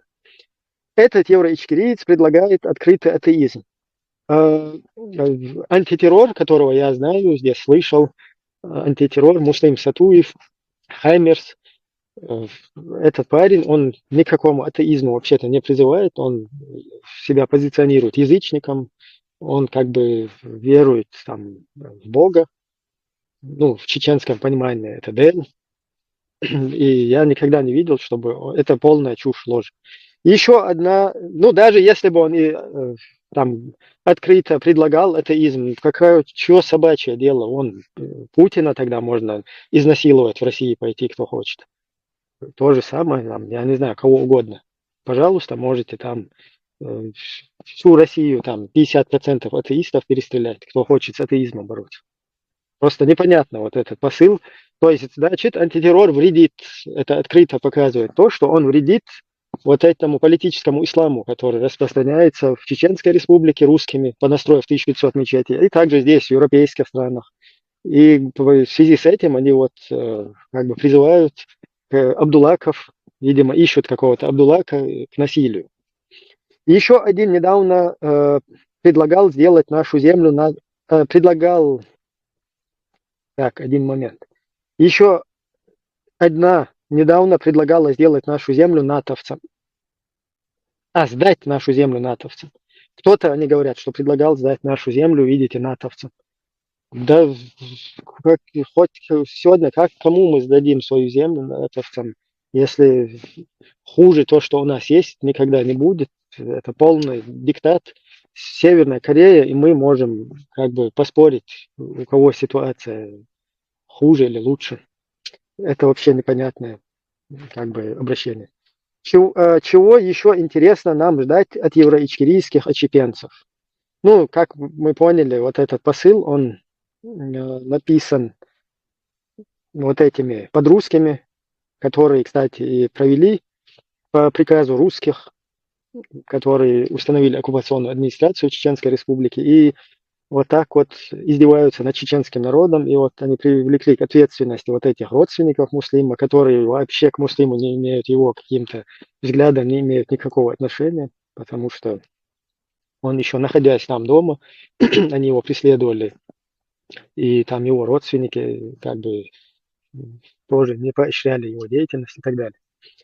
Ну, вот такая вот ситуация. Вот теперь, да, смотрите, просто вот на фоне вот этого, да, сегодня в Европе орудуют десятки, можно сказать, средств массовой информации русскоязычных.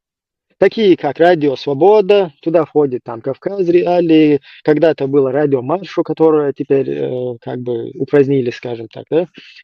Есть какие-то телеканалы «Дождь», телеканалы «Настоящая Россия», потом «Кавказские узлы», там, ну, «Новая газета» и так далее, и так далее, и так далее, да.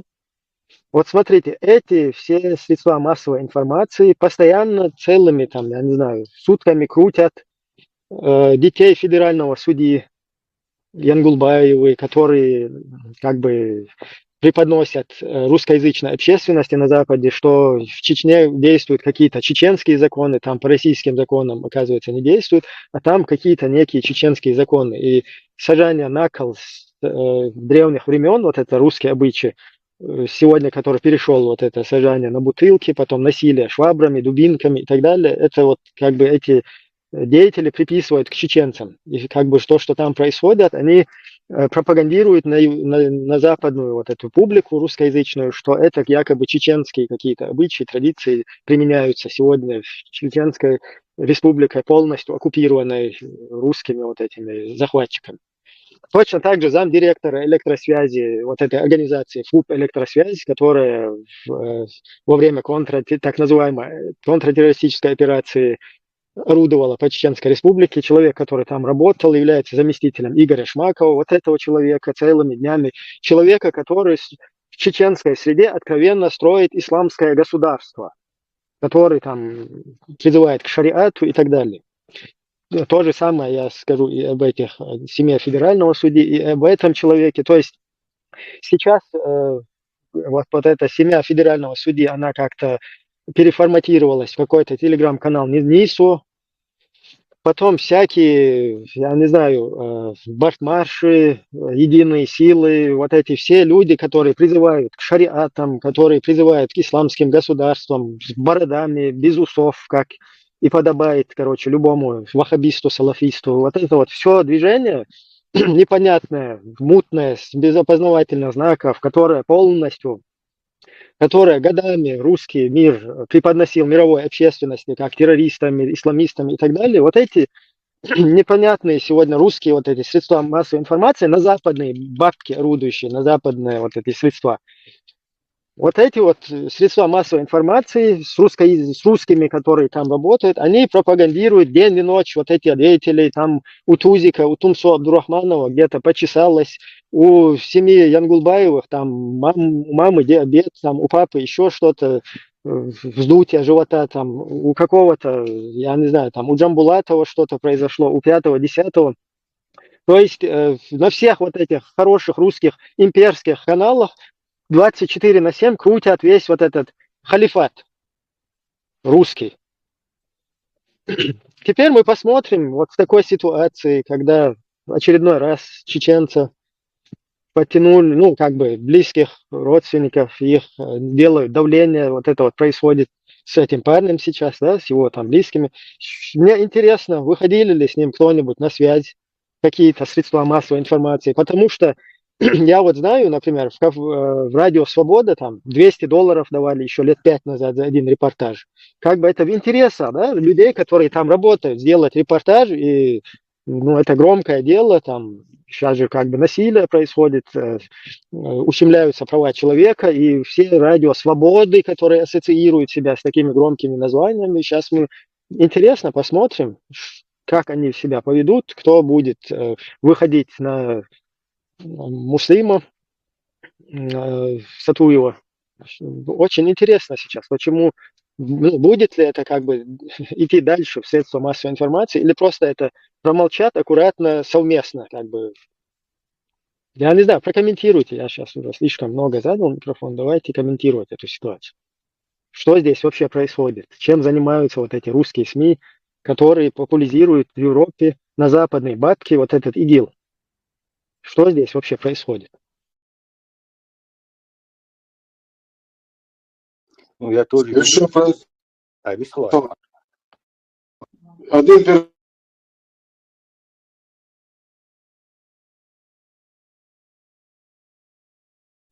Кстати, Муслим тоже здесь сейчас, по-моему, в эфире, антитеррор. Тоже прокомментируй ситуацию. Я просто заранее как бы хочу тоже как бы от себя прокомментировать момент, например, вот с Муслимом, с антитеррором.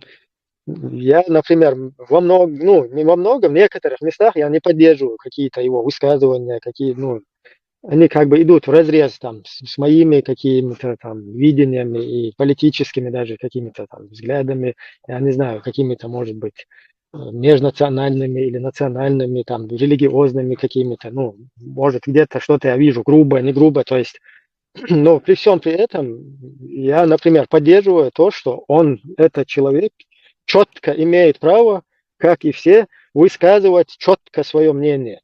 То есть этот человек имеет такую же свободу, как и все остальные, высказывать свое мнение, дискутировать, проводить свою какую-то, я не знаю, общественную, информационную деятельность в рамках, которые ему позволяет там, государство, где он проживает, и в целом там ресурсы, которые он использует. Да, добрый вечер всем, да, свободы вам. Ну, в общем, там однозначно все ложь, это в основном, чем они занимаются, выставляя себя такими, ну, не знаю, чистыми мусульманами. Я просто в замешательстве, я не знаю, что тут в таком случае надо обвинять ислам или этих людей, либо ислам мне это позволяет. Просто я занимаюсь своей деятельностью, уж просто миллиардами встречаю этих людей, и ни один из них никогда не говорит правду. Каждый мусульманин, кого я встречаю, он всегда лжет, клевещет. То есть, если я не мусульманин, то в исламе выходит, как они сами не раз выражаются, в их понимании ислама выходит, им дозволено лгать на меня, говорить на меня все, что угодно. Они обсуждают это и говорят в своих чатах, что неверному не мусульманину можно делать все, что угодно.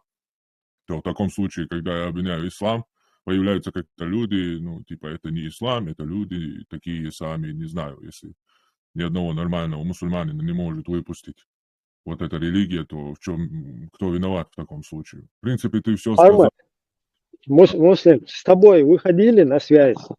Здесь в Европе есть очень много средств массовой информации, которые позиционируют себя как свободные, как сторонники прав, сторонники свобод. Тебе на связь, ты как бы лицо, которое там в интернете, ну, скажем так, очень скандальная личность, ты уже перевернул, скажем так, вот этот весь интернет, но о тебе, на мой взгляд, почему-то все как бы в сговоре, да, ну, как коллективно умалчивание какое-то происходит. Вот на фоне вот этих событий, на фоне вот этого произошедшего, с тобой на связь выходят вот эти вот средства массовой информации, русскоязычные, которые, ну, они западные, эти средства массовой информации, но там полностью работают русские. И меня не пойму, они что, эти все русские, они сговорились вот так, и здесь Запад использует полностью и как бы прогоняют вместе свою русскую политику, или что происходит вообще? С тобой выходили эти, хоть одно средство массовой информации, кто-то вышли на связь, интересовались насчет происшедшего? Ну, на данный момент, на данном этапе я куда только не обращался, уже на протяжении 2 года, можно сказать, во все страны, во все посольства, вообще куда угодно. И после этого случая также на данном этапе со мной ни одна организация, ни один человек в этом мире не связывался. Имею в виду, из таких организаций по поводу, какой-то помощи или огласки или еще чего-то со мной не связывалось ни одно лицо. Я знаю, вот что здесь тоже в этих же средствах массовой информации, в частности на Радио Свобода, работают хорошие русские чеченского происхождения. То есть чеченоязычные, хорошие русские, они как бы с хорошими русскими вместе работают, и через эти средства массовой информации они часто вот эти русские нарративы высказывают, что существуют некоторые чеченские власти, что какие-то там оппозиция Кадырова, критики Кадырова, там 5-10. Вот эти вот чеченоязычные, хорошие русские вот эти чеченцы, они с тобой тоже не выходили на связь? Кто-нибудь интересовался этой личностью? Нет, они сами не выходили на связь. Я полагаю, что нужно выходить в связь тот, кто выше них, тот, кто, с тем, кто дает им зарплату, с другими какими-то людьми, которые имеют к ним доступ, чтобы они надоумили этих людей, а эти сами как могут все это скрывают. То есть вообще никакого, ни малейшего внимания они не выделяют этой проблеме. А наоборот, то, что вот все, что ты говоришь, да, Кадырова делая каким-то независимым лидером, Тумсу Абдурахману. То есть рекламу чеченизации и рекламщиков чеченизации русско-чеченского конфликта, всех они, как будто их личные ресурсы это. То есть день и ночь они говорят о них. Тот, кто чеченизирует этот конфликт. А тот, кто указывает на реальные проблемы, на империи и их политику, которым они, нас кидают по их пропаганде, слушая, Мы оказались заложниками их. Я сидел в тюрьме, и там, хочешь не хочешь, включали телевизор, либо радио, и с 2017-18 года, как я там сидел, мне приходилось день и ночь 2 на 3 метра в комнате смотреть Скобееву, Соловьева и так далее. То есть таким же образом и вся Чечня, можно сказать, под этой пропагандой, под этой находится. И, конечно же, находясь под этой пропагандой, люди совершают теракты. То есть... Не, вот смотри, я просто хочу, вот, чтобы слушатель тоже понял вот эту вот мысль, да. Вот смотри, здесь, на Западе, существует как бы под финансированием Конгресса Соединенных Штатов, ну и там даже каких-то даже государственных там других институтов, да, вот именно существуют средства массовой информации, которые вообще они призваны для того, чтобы как бы просвещать, заниматься вот этой просветительской деятельностью.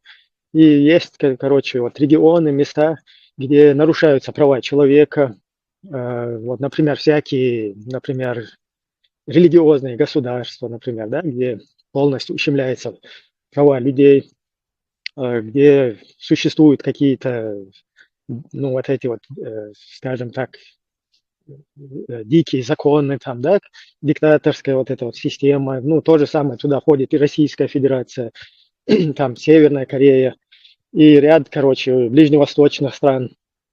И вот эти средства массовой информации, они, вот я за ними же наблюдаю, все вот эти хорошие русские, они сконцентрированы на то, чтобы искать жертв вот таких преследований, которые как бы из вот этой системы вырываются и куда-то сюда им удается на Запад, в цивилизованные страны попасть. Как бы тут идет постоянная, скажем так, ну, активность, да, чтобы выйти на этих людей, чтобы дать им слово, чтобы вот это донести до мировой общественности происходящую вот эту вот ситуацию. И люди с какими-то, скажем так, антирелигиозными взглядами, которых ущемляли, или, ну, просто с другими религиозными, скажем, убеждениями, потом вообще атеистические могут быть, там, 5-е, 10-е, все что угодно, что как бы противоречит вот в этих диктаторских системах, противоречит их, скажем так, устоявшимся вот этим вот, там, вот этой системе. Эти средства массовой информации специально, чтобы изменить ситуацию, чтобы повлиять, чтобы предотвратить вот эту эскалацию, чтобы люди, которых преследуют, как бы им помочь. То есть изначально их деятельность, она как бы нацелена вот на это.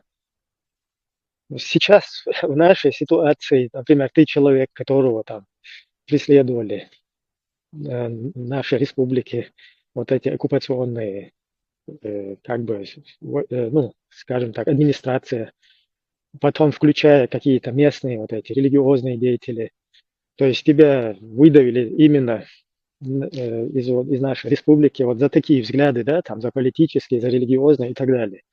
И сегодня это как бы на Западе именно вот тема ущемления там по религиозному там и так далее, она одна из самых важных, то есть чтобы донести свободу.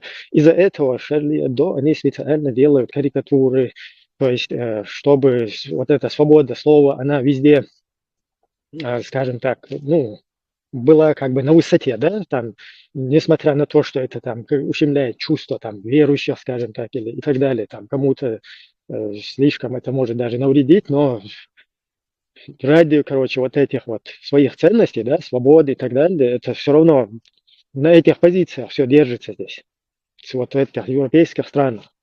Я не пойму вот сейчас в такой ситуации, как так происходит, просто вот слушатель, который вот это послушает, просто чуть-чуть в мозге у себя попробуйте вот так вот понять, да, вот эту вот мысль.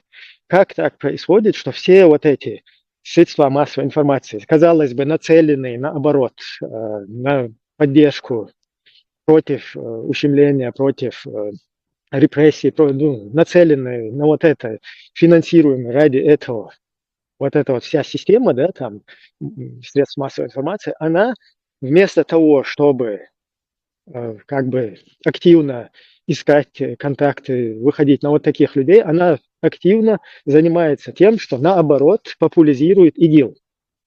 То есть сторонников исламских государств, сторонников вот этих вот бород, сторонников насилия, сторонников вот этого, вот этих идеологий, от которых люди там миллионами бедствуют потом. Вот я думаю, это понятно как-то, да, вот эта вот мысль, что здесь происходит, что это такое вообще.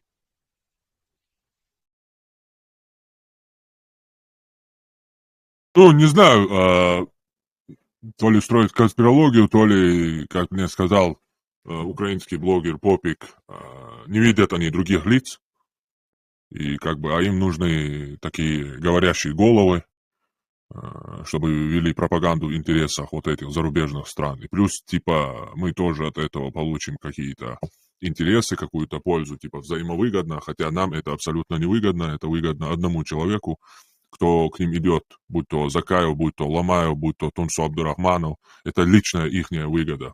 Но они их представляют, ну, потому что их слушают, наверное, да, люди, много людей слушают тоже, есть глупые люди, и альтернативы, возможно.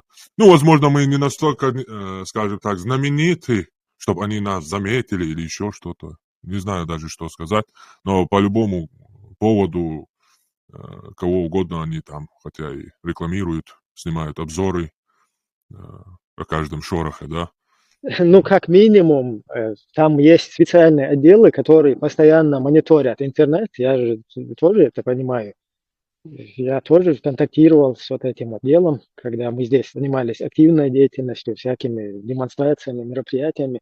Эти люди, они сами через Facebook, через YouTube, там специально отделы, которые постоянно мониторят и ищут вот такие какие-то скандальные, я не знаю, какие-то моменты, да, ну, как это правильно, ну, какой-то бренд, да, там, какой-то, какие-то Хайп, ситуации. хайп. Да, какой-то хайп, вот такую ситуацию, чтобы это в их интересах, потому что если средство массовой информации, оно как бы не активно, оно не работает там, в таких работниках там интерес как бы, ну, пропадает у них. Поэтому они постоянно, у них есть специальные отделы, это мониторится, и потом там в личку пишут, выходят через Facebook, через Instagram, через TikTok, через YouTube, на email пишут там и так далее, через Telegram. Почему вот в своем случае это не происходит? Вот очень интересно, что это такое. То есть почему русня, вот это вот именно русский мир, я не знаю. Просто через это можно как-то сделать анализы, посмотреть, что вообще русским, какие бы они ни были, белые, красные, зеленые, голубые, разноцветные, я не знаю, каких бы взглядах путинских, антипутинских, подпутинских, надпутинских, сзади путинских, спереди, я не знаю. Ну, по всей вероятности, эти организации, они плотно коррумпированы, и надо, по-моему, выходить уже с народами Запада уже, или представителями западных народов, лично выходить с ними на связь, чтобы они уже об этом говорили. Это однозначно. Я просто хочу, чтобы зритель или слушатель сам вот это проанализировал, да, и посмотрел, что происходит. И в какой ситуации мы находимся. А так-то, конечно, надо Ибрагим, работать. насколько я знаю, то, как работают СМИ, а я кое-что об этом знаю, уж поверьте мне, они ищут инфокрючок такой, серьезный инфоповод. Те, которых вот упомянули, Абдурахманов, Тумсо, потом Ингулбаевы братья, они когда получили вот такой вот этот по-немецки пляцлищ, как это, скачок популярности.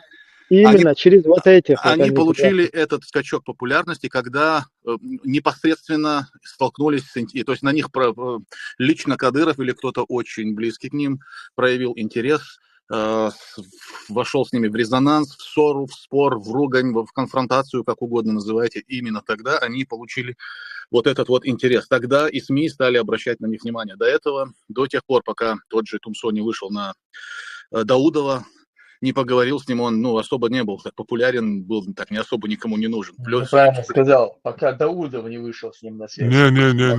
Это раз. Потом еще как продаются новости.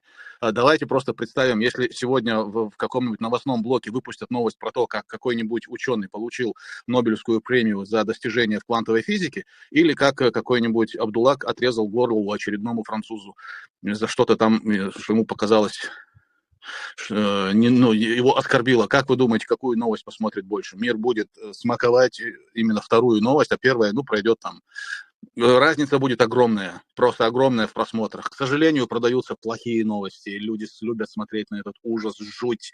Отлично продаются новости с катастрофами, с чем-то. Видишь, Артур, вот личность, Армата, она же тоже скандальная личность, понимаешь, потому что он именно объявил всем, скажем так, войну в плане того, что не согласился там течь по течению и пошел против системы. То есть и потом вот эти, которые в его адрес всякие угрозы, всякие вот эта радикальная среда, тут же в Европе пытаются бороться, да, с радикализмом и наоборот защитить свободы, там защитить какие-то. Опять-таки же мы приходим, да, к тому, что даже Шарли Эбдо, вот эти карикатуры тоже из этой серии.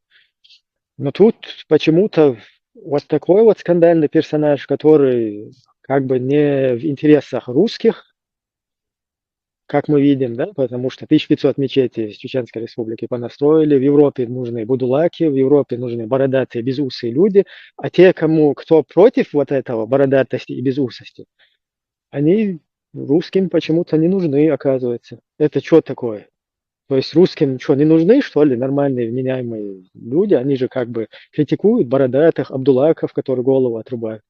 А те, кто против них, они что, значит, им наоборот нужны абдулаки, да, получается? Конечно, потому что они как раз скандальные. На них же смотреть интересно, как ты в зоопарк сходишь, на диковинных зверей смотришь, тут точно так же люди смотрят, да, ничего себе, такое тоже бывает, то же самое.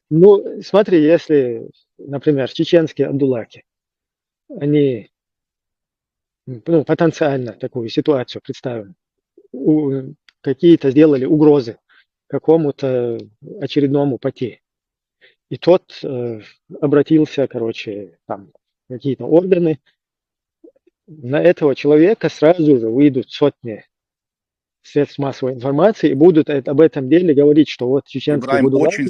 Очень зависит статус этого абдулака, который угрожает. Смотри, сотнями выйдут на связь журналисты, которые будут освещать, что чеченские будулаки угрозили ему. А тут у нас какая ситуация? Точно такая, но только угрозили или угрожают чеченцу. Те же самые будулаки, и русские будулаки, и подрусские будулаки. Те же самые, с такими же бородами, также без усов. Вот, я и говорю. В нашей ситуации почему-то полная тишина. То есть этот отдел мониторинга, который мониторит, который выходит в личку на связь, как и со мной выходили в Facebook, как и с другими мне знакомыми людьми выходили на Фейсбуках, на других платформах. Почему-то с этим персонажем не выходят, хотя у него намного больше и подписчиков, и намного меня вообще редко можно было где-то увидеть. Просто Артур то, что говорит, это, это так есть, но не в нашем случае. Это радио Маршо, этот канал, да, его несколько человек смотрело, но все равно они работали сколько лет. И освещали они абсолютно неинтересные вещи, и никто их вообще не смотрел, кроме, по-моему, из участников этой группы. Никто не смотрел, но они же все освещали день и ночь, каждый день, любой повод, любой шорох. Но нас они не чеченскую, не про вашу партию, не про мою деятельность, они ни слова не сказали. Так что в этом случае это все-таки не то. А насчет Тумсо, с ним связывались и до Даудова, и сам Навальный его пиарил, и эти радио Маршо, Кавказ Реали его, никто его тогда не знал, они его там, сбежал, переселился с Исламом Кадыровым. Они его сами пиарили, он не сам стал знаменитым, и его заметили. Именно его пиарили, и в конец еще Даудов туда добавился, хотя он уже к этому моменту был уже распиарен всеми хорошими русскими. Альмат, на тебя с Кавказского узла кто-нибудь выходил? Вот я, например, лично твою вообще не. кандидатуру, я тебя представил, что ты, твою деятельность, то есть скандальная вот эта твоя персона и твоя деятельность, я о ней дал знать журналистам с Кавказского узла. С тобой выходил кто-нибудь? Нет, со мной никто не Точно выходил. так же Вообще. я дал еще 2 года назад, точно так же я давал твои данные, то есть тебя как персону журналистам с телеканала «Дождь». Выходил на тебя кто? Нет, не выходил. Вопрос Талныги. Выступ. Армат Маршуола. Армат, если можно, как ты получил эту информацию от твоих родственников и когда, если можешь сказать? Ну, это было сегодня, мне скинули это с этой группы, якобы оппозиционной какой-то, ичкерийцам, считающая сегодня, что мы добились свободы правильным путем. Ну, прокадыровская группа, но с ником Маршо Свобода, типа это. Ну, свободные чеченцы, которые пользуются, хотя там должно было бы Ахмат Сила, Россия Мощь, название быть, но не суть. В общем, они опубликовали, Ибрагим зачитывал его эту публикацию с телеграмма мне кинули сегодня.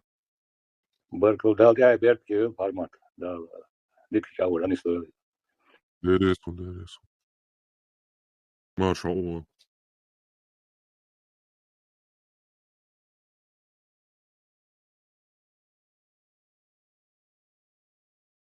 Короче, вот такая у нас ситуация. То есть, то оказывается, что плохо, оно не так уж и плохо, что, например, русские в западных государствах, осевшие средства массовой информации, освещают и комментируют, как будто бы это плохо, негативно. Оказывается, оно для них и не плохо, и не негативно, а наоборот, почему-то это в их интересах. Так получается, Ибрагим, если я не согласен, если я не принимаю, что женитьба на двоюродной сестре – это плохо, если женитьба на жене своего брата – это плохо, значит, я считаюсь атеистом. Если я правильно цитирую хадисы, зачитываю в эфире, я считаюсь атеистом. Это я правильно понял, да? Ну смотри, если, например, чеченцы полностью дерадикализируются, как бы вливаются в европейскую, ну, интегрируются в европейскую государство, там, в европейскую вот эту вот жизнь, это оказывается плохо для русских. Ну да. Это что такое? То есть это же, ну, например, нам как бы вот, если себя параллель провести, да, вот Северная Корея, если она превращается в Южную Корею, как бы весь мир должен же радоваться за них. Смотрите, нормально, все-таки эти люди. И теперь и себе они, и другим полезны, как бы. И как и Южная Корея, там Samsung всех радуют Самсунгами, всех радуют там Hyundai'ями, всех радуют там прочей какой-то технологии, да. Северная тоже начинает радовать, это же как бы хорошо для мира. Оказывается, нехорошо почему-то для русских, если там чеченцы вдруг как бы устаканивается у чеченцев ситуация, происходит дерадикализация, как бы у нас европейский уровень, скажем так, у нас самосознание и так далее, у нас все уравнивается, и мы по соседству с русскими как бы нормальная народ, нормальная нация. Это значит плохо для русских получается. Ибрагим, даже появилось огромное количество публикаций вот в русскоязычном СМИ после того случая в Южной Корее с объявлением военного положения, которое быстро отменили, там вот это все. Появилась куча публикаций, где уже Южную Корею за уши притягивают к Северной, говоря о том, что она недалеко от нее ушла, и там и диктатура, и, значит, репрессии, и все на свете, и коррупция, и вот это все. То есть, понимаешь, да, куда вектор дует? То есть даже Южную Корею, которая сильно отличается от Северной, всеми силами пропаганда пытается подтянуть сейчас. Я уже много публикаций встретил на этот счет. Кстати, вот то, что я сейчас прокомментировал чуть раньше, как бы, что русские, оказывается, не хотят чтобы у них сосед с чеченцами, о которых они же заботятся во всему миру, он радикалы, там Рамзан Кадыр плохой, смотрите, там Абдулла Канзоров, они же беспокоятся за нас, как бы наши соседи, им обидно. А тут почему-то им, оказывается, не нравится, если у нас все как бы в нашей среде появляются люди, которые борются с радикализмом. Я сейчас это когда комментировал, я не имею в виду путинцев, Габню, не их я имею в виду. Я имею в виду русских, которые себя хорошими позиционируют, очень хорошими, демократичными и европейскими, ну как бы европейского уровня. О тех я вообще не говорю. Там понятно, короче, Габня рулит. А вот хорошие русские, которые на Западе, которые, о которых Запад тоже хорошее мнение, их везде понапичкал, понасажал в средства массовой информации. Ибрагим, ну а в чем они хорошие? У них вся их хорошесть заключается только в том, что они уехали от режима Путина, который их по каким-то причинам не устраивает. Эту вводную Путин и его режим убрать, все остальное у них полностью совпадает со всей вот этой имперской чушью, которая там есть. Так что там у них различия небольшие. Просто эти за Путина, эти не за Путина. А по сути, что эти за свою большую империю, и те то же самое. Россия исторически жила хорошо, когда все вокруг нее жили плохо и страдали. Так что их хорошесть заключается только в том, что Путин нравится, Путин не нравится. Вся их хорошесть, все. Его чулялось, да, ночью мотает, да. Ишмамби, бамби, имолниши бош, лумниши, шаюх агайти бош. Ишти хунда, ицабалы, набат, ихизу, хи хунда бош, да, чуни, да, шаюх агайти, миршту агайти бош, да. Это что? Ихум шукшу, да, яда ларсон, да, что нахят шумшу, да, вообще. Приудил, Шейн амнистыч, причем тут мои родственники бог, да, ты штамил, что ты там сейчас нахдала, развахуши, у харцу касти, да, харнис духардаца, хатвала, пармат, хатвали, так сказать, сола, Ибрагим, любойник, хатсвек, вахай, канал да еще, что там решлина, сейчас нахдала, иди, баркош модва.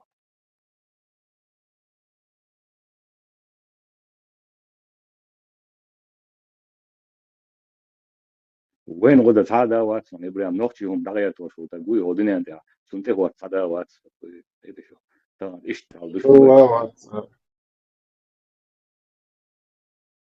Veže da bolo itse novčahom dizvole, veže vladu.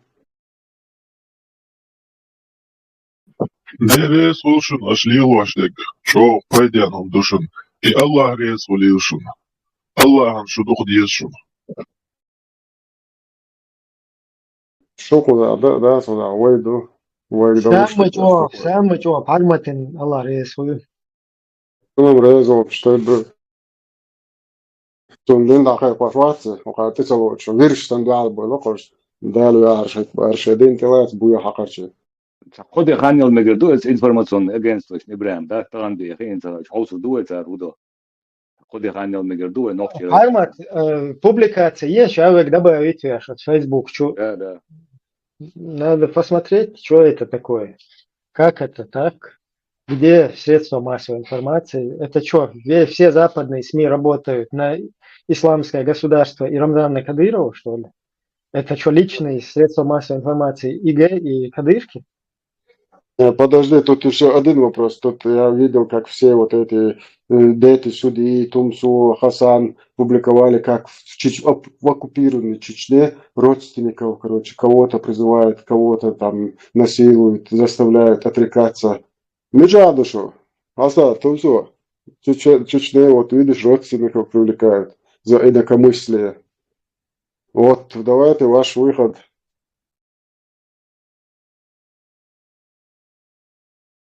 Оккупированной Чечне. В оккупированной Чечне вообще не виновно родственников какого-то отщепенца привлекают, видите? Вот в чем виноваты родственники? Вы же там плачете, сидите, что ваших тоже привлекают. Вот давайте сейчас, у вас люди смотрят, говорят, у вас там миллионы там просмотров, подписчиков. Опубликуйте новость в оккупированной Чечне. Бусулнах бушаны халятса, да? Да. Сейчас бусал было, что лучше бачу. Бусулба бушаны нах, да? Следующий. Что, бежишь, ты говорит, мобездишь? Да, وانت فارمة انت زي تاشي بصوا ليش في بوق الله سانتخيت بوق صح الموخة Просто وای مخ وای بحث اشتانا مثلا دعجة مثلا ظهر وای تعدوي ترام دو جوكتي بوي بوكتي بوي مكتي بوي هنادن بوي ده جوكتي إجراكو فمال ده تسوتي كاك بناميرا وای أريان اشتانا كمان مشيت أدنى إس كمان إجراكو فوش но в нашей ситуации полностью ночи дакать меттегашт вой преследовать больше сам что игрока именно и русский мир да? Просто любой дакать меттят буха ашукуш уже полностью шейтига и нерсил что зудри шевек да чу хет уже шебух кечме.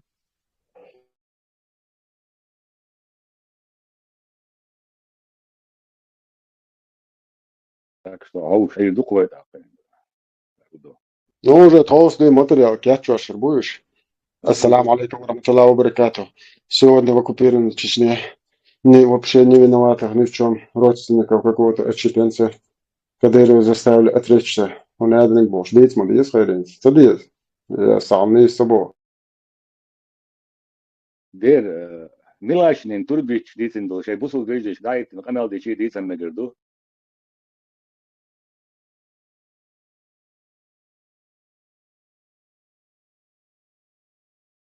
Ma dați au și după.